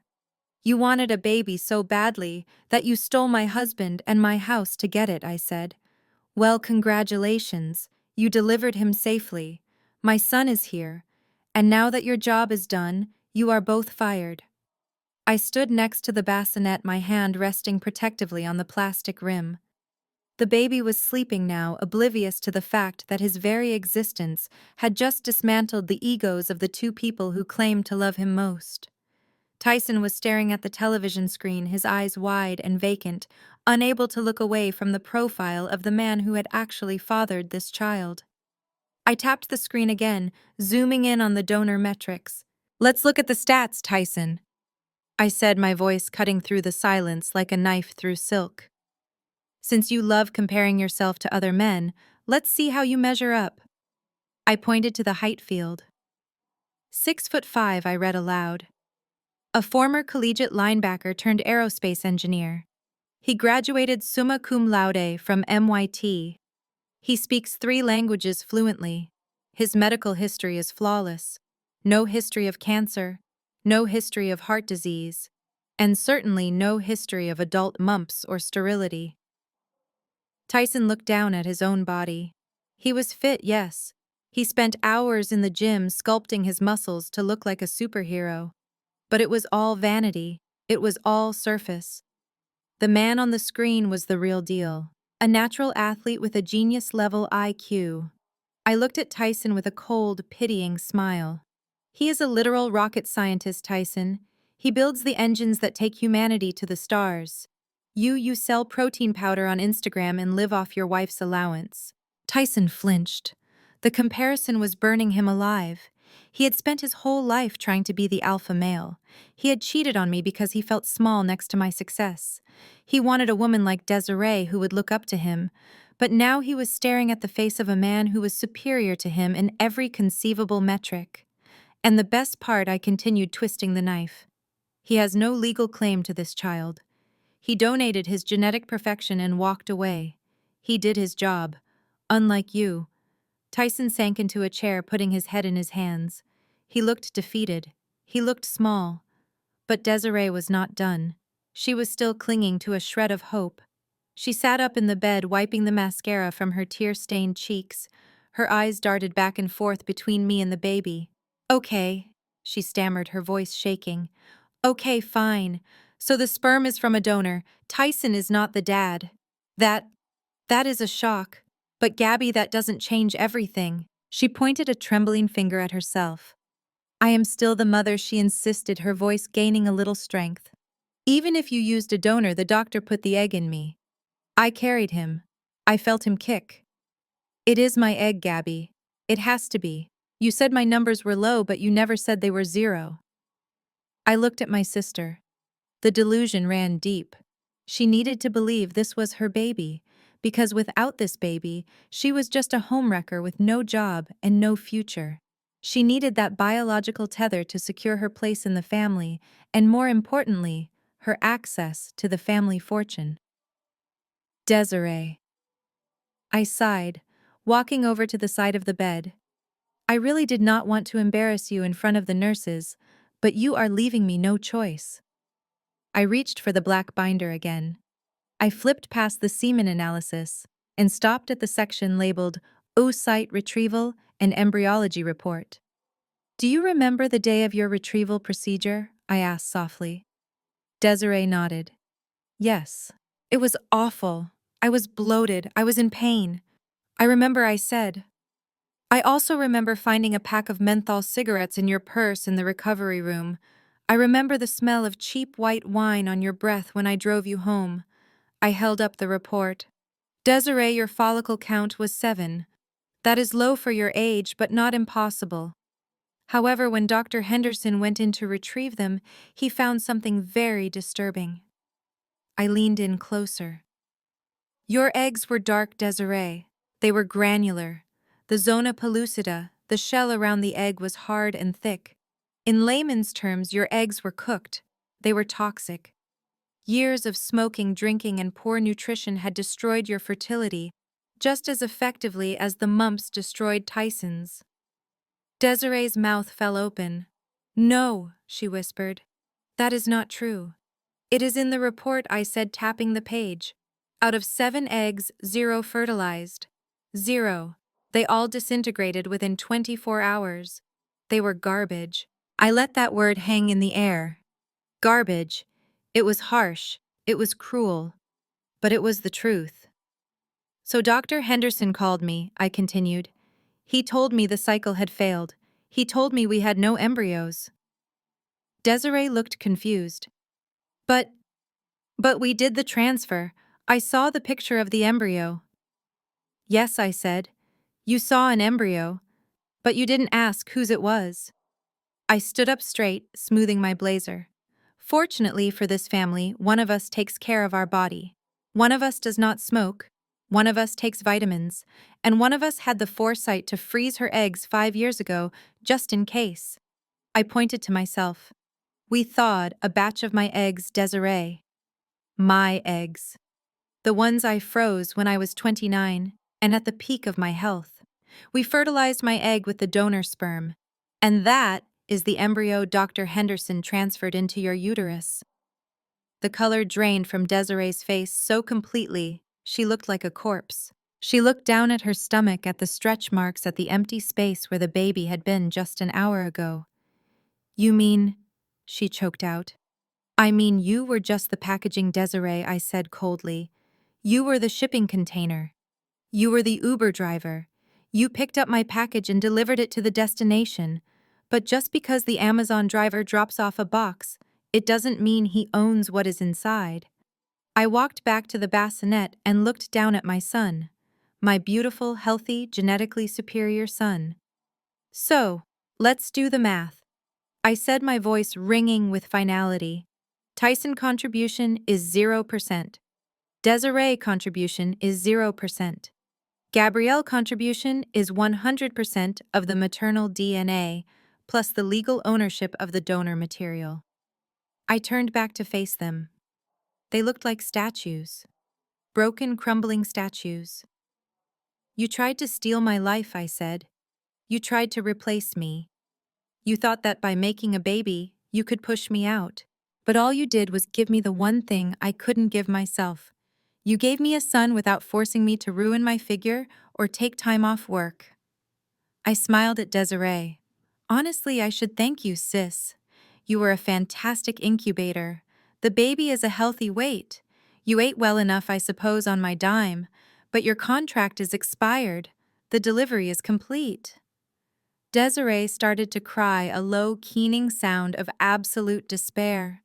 She realized she had lost everything. She had no baby. She had no husband because Tyson was currently looking at her with pure murder in his eyes for lying to him about the pregnancy. And she had no money. Tyson looked up at me. His eyes were red, filled with tears of humiliation. So he is. He is yours, Tyson asked, his voice barely a whisper. Just yours. Just mine, I confirmed. He has my eyes. He has the donor's height. And thank God he has absolutely nothing from either of you. No genetic predisposition to narcissism. No genetic marker for laziness. He is clean. I closed the binder with a loud snap. Now, I said, I believe visiting hours are over for non-family members. And since neither of you are related to this child, I am going to have to ask you to leave. But, Desiree sobbed, I just gave birth. I can't walk. I pressed the call button for the nurse. I am sure the charity ward has a wheelchair, I said dismissively. You can recover there. But this room is for the mother, and that is me. The door opened and the nurses stepped in, sensing the shift in the atmosphere. They didn't look at Tyson or Desiree. They looked at me, waiting for orders. Nurse, I said calmly, please escort these visitors out. They are upsetting my son. And please call security to help Ms. Brooks collect her belongings. She has been discharged from the VIP wing. As the nurses moved toward the bed, Tyson stood up. He looked at me one last time. There was no fight left in him. He looked at the baby, then at the door. He realized he had walked into a trap of his own making, and the steel jaws had just snapped shut on his leg. He turned and walked out, leaving Desiree screaming his name. I turned my back on them and picked up my son. For the first time, I felt the warmth of his skin against mine. It was not just biology, it was victory, it was justice, and it was the sweetest feeling in the world. The silence in the room was shattered by the heavy rhythmic thud of boots hitting the linoleum floor. The double doors to the VIP suite swung open with force, revealing not medical staff, but 4 uniformed officers from the Atlanta Police Department, flanked by the head of hospital security. Tyson, who was still slumped against the wall, looked up with glazed eyes.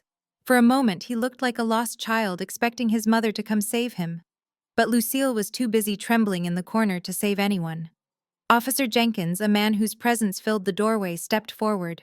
He held a warrant in his hand.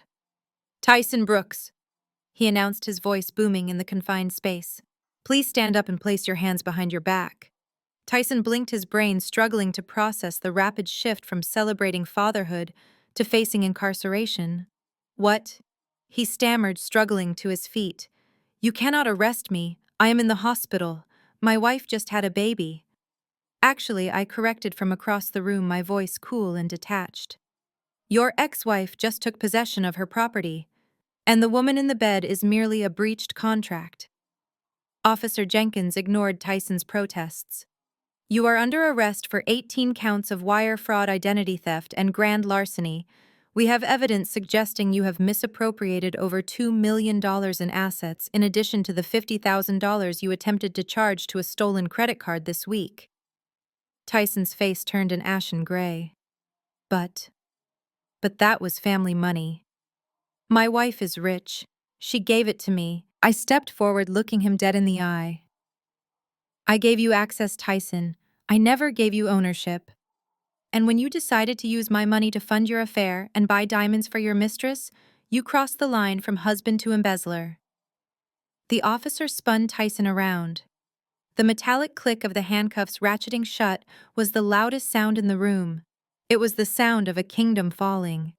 The king, the alpha, the man who cared so much about his image, was now being led away like a common criminal in front of the nurses and his own mother. Wait, Tyson shouted as they dragged him toward the door. Gabby, tell them, it is a mistake. I will sign the papers. I will sign anything. Just do not let them take me.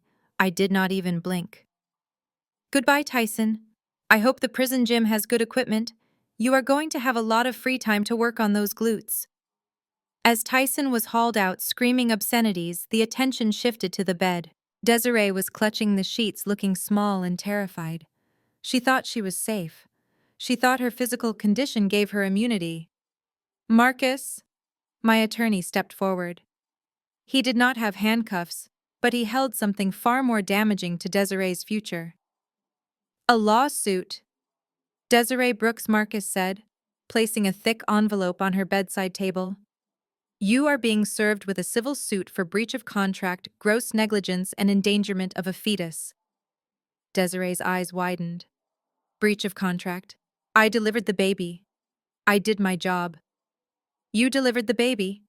Yes, Marcus agreed, adjusting his tie. But you violated the morality and health clauses of the gestational carrier agreement. He pulled out a tablet and tapped the screen. We have video evidence from the security cameras in Dr. Gabrielle's home, as well as credit card receipts proving that you consumed alcohol and tobacco products throughout the second and third trimesters. You also skipped mandatory prenatal vitamins and engaged in high-risk behaviors that resulted in your emergency hospitalization. Desiree looked at me, her mouth gaping. You watched me. It was my house, Desiree, I said simply. And my baby. Did you really think I would not keep an eye on my investment? Marcus continued, his voice devoid of sympathy. Due to these violations, you have forfeited the $50,000 surrogacy fee. Furthermore, you are now liable for all medical expenses incurred due to your negligence, which currently total around $80,000. Desiree let out a high-pitched wail. 80,000! I do not have that kind of money. Tyson has all the money, Tyson has nothing. I reminded her. And now, neither do you. You are destitute, Desiree. You have no job, no skills, and a massive debt to the sister you tried to destroy. I turned away from her sobbing form. She was no longer my concern. She was a liability I had liquidated. I walked over to the bassinet. The baby was fussing, his tiny fists waving in the air, his cry escalating into a distress signal. He could feel the chaos in the room. He could feel the negative energy radiating from the people who had claimed him but did not know him. I reached down. My hands, usually so steady with a pipette or a microscope, trembled slightly. This was the moment. The biology I had championed, the science I had relied on, it all came down to this. I lifted him up. He felt heavy, solid, real. I pulled him against my chest, his head resting right over my heart. Shh, I whispered, swaying gently. It is okay. I am here. Almost instantly, the crying stopped. His breathing slowed. He settled into the curve of my body, as if he had been made to fit there. Because he was. He knew my scent. He knew the rhythm of my heartbeat, the same rhythm that was coded into his own DNA. The connection was electric. It wasn't the fake performative bond Tyson had tried to force. It was ancient. It was cellular. See? I said softly to the room. He knows. He knows who he belongs to. Suddenly, a movement from the corner caught my eye. Lucille, my mother, who had been frozen in shock since the handcuffs clicked on Tyson, now lunged forward. She looked desperate, her eyes fixated on the baby in my arms. Gabrielle, she gasped, reaching out her hands. Let me hold him. Let me see my grandson. She moved to touch the blanket to claim her stake in this new life, hoping that the title of grandmother would save her from the wreckage. I took a sharp step back, shielding the baby from her grasp. Do not touch him, I hissed. Lucille stopped, looking hurt. Gabrielle, please. I am his grandmother. He is family. He is the only boy. You cannot keep him from me. I looked at the woman who had told me to my face that I was cold. The woman who had taken my necklace and given it to Desiree. The woman who had tried to blackmail me for $50,000 just yesterday. Grandmother? I repeated the word, tasting like ash in my mouth. You lost that title the moment you chose a side. Lucille's lip quivered. I did not choose sides. I just wanted what was best for the family. I wanted Tyson to be happy. I wanted Desiree to have a purpose. You wanted a winner, I corrected her. You bet on Tyson because you thought he was the alpha. You bet on Desiree because you thought she had the womb. You bet against me, mother. You bet against the daughter who paid your mortgage, who fixed your hips, who kept this family out of the gutter for a decade. I looked down at my son sleeping peacefully against my silk blouse. You told me I was barren. I reminded her, my voice rising. You told me my womb was cold. You said I was just an ATM machine. Well, guess what, Lucille? This ATM is out of order. And this baby, he is not your grandson. What do you mean? Lucille cried. He is your son. That makes him my blood. He is my blood, I said firmly. But family is more than blood. Family is loyalty. Family is protection. You failed at both. I turned toward the door, signaling the security team. You stood by and watched them humiliate me, I said. You encouraged them. You laughed when they kicked me out of my own house. You were complicit in the theft of my life. I walked past her, holding my head high. You claimed you wanted a grandson to carry on the legacy. Well, his legacy will be one of strength, intelligence, and integrity. Things he will never learn from you. Gabrielle. Lucille screamed, falling to her knees in the middle of the room. Do not do this. Do not leave me alone. I have nobody. I stopped at the doorway and looked back one last time. Desiree was weeping into her pillow. Tyson was gone. Lucille was kneeling on the floor, a broken woman in a Chanel suit I had paid for. You have exactly what you deserve, Mother, I said. You have your golden child. You have your memories. But you do not have us. I turned and walked out into the hallway, the baby secure in my arms. The air in the corridor was cool and clean. I felt lighter than I had in years. I had walked into that hospital with a husband, a sister, and a mother. I was walking out with a son and a future. The ledger was balanced. The debt was paid. And for the first time in my life, I was free. The tarmac at the private airfield was shimmering in the mid-morning heat, but inside the climate-controlled cabin of the Gulfstream G650, the air was cool and smelled faintly of fresh leather and orchids. I adjusted the silk blanket around my son Justice, who was sleeping soundly in the bassinet secured to the seat next to me. He was 1 month old today. His skin was flawless, his breathing steady, and his future completely unburdened by the toxicity of the people who had tried to claim him. I looked out the window at the Atlanta skyline one last time. From this height, the city looked peaceful, organized. But down on the ground amidst the concrete and the noise, 3 lives had completely unraveled in the wake of my departure. My attorney Marcus had sent me the update briefing this morning. I read it with the dispassionate interest of a CEO reviewing a quarterly loss report. Tyson was currently residing in a 6x8 cell at the Fulton County Jail, awaiting a bond hearing that kept getting postponed. It turned out that when you commit identity theft against a high-profile medical professional and attempt to defraud a bank, the legal system takes it personally. The man who had obsessed over his appearance, who needed to be the alpha in every room, was now wearing a generic orange jumpsuit that did not fit. There were no mirrors in his cell, no protein shakes, no adoring fans, just the cold, hard reality of the law. His lawyer, a public defender because he could no longer afford private counsel, had advised him to plead guilty to reduce the sentence from 20 years to 10. Tyson Brooks, the man who wanted a legacy, had found one. He was now inmate number 94,820. Desiree had learned a harsh lesson about the internet. It gives, but it also takes away with brutal efficiency. After the truth about the surrogacy and the fraud came out, the online mob that she had weaponized against me turned on her. The GoFundMe was shut down for terms of service violations, and the platform was suing her to recover the donations. She had been evicted from her apartment. The last I heard, she was staying on a friend's couch in the suburbs, terrified to show her face in public because people recognized her as the woman who tried to steal her sister's baby. She had lost her reputation, her money, and her sister.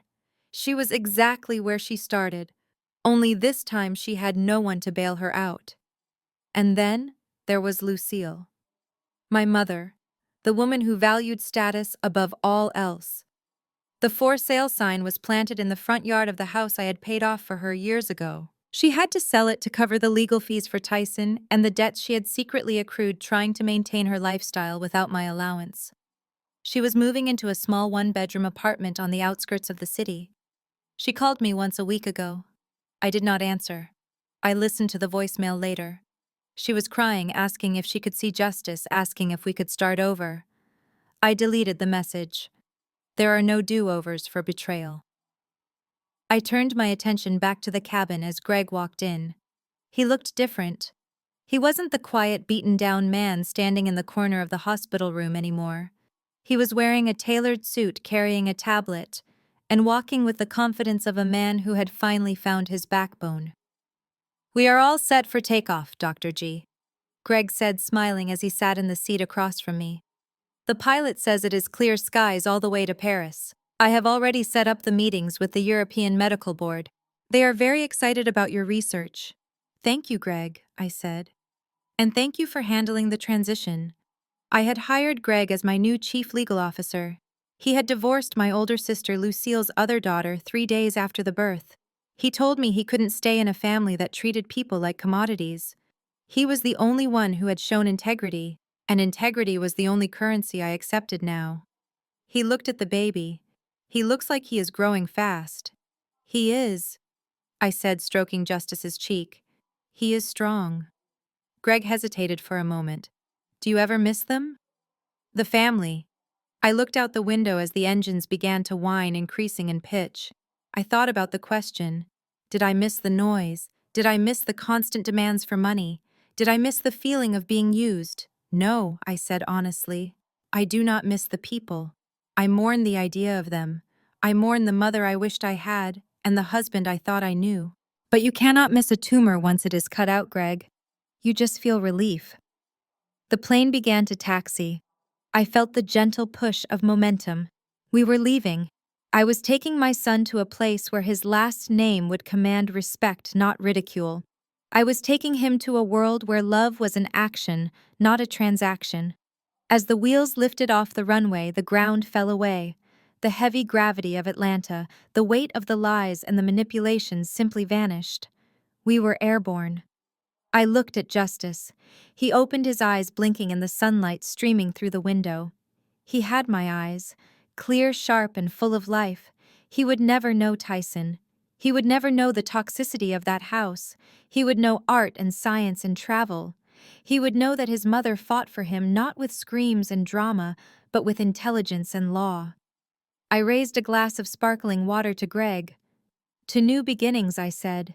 To Justice, Greg replied, clinking his glass against mine. I leaned back in the soft leather seat, watching the clouds rush by. They had tried to break me. They had tried to strip me of my assets, my dignity, and my child. They thought that because they were loud, they were strong. They thought that because I was quiet, I was weak. But they forgot the most important rule of nature. The storm does not announce itself with insults. It just strikes. And when it passes, only the strong structures remain standing. I was still standing. My empire was still standing. And my son was safe in my arms. The voiceover played in my head the final caption to the closing chapter of this long, painful book. They wanted to rob me of my joy. They wanted to steal my happiness. But they forgot one fundamental truth. You cannot steal what was never yours to begin with. And you cannot occupy a throne you do not have the class to sit on. I closed my eyes and let the jet carry us toward the horizon. The game was over. And for the first time in a long time, I had won everything. This story serves as a powerful reminder that biology does not make a family. Love, loyalty, and integrity do. Dr. Gabrielle's journey teaches us that financial independence is a shield, but self-worth is a sword. We must learn to recognize when the people we love are dragging us down and have the courage to cut the cord, no matter how painful it may be. The most toxic people in your life can sometimes be your own blood relatives. True peace comes when you stop trying to buy their love and start investing in your own future.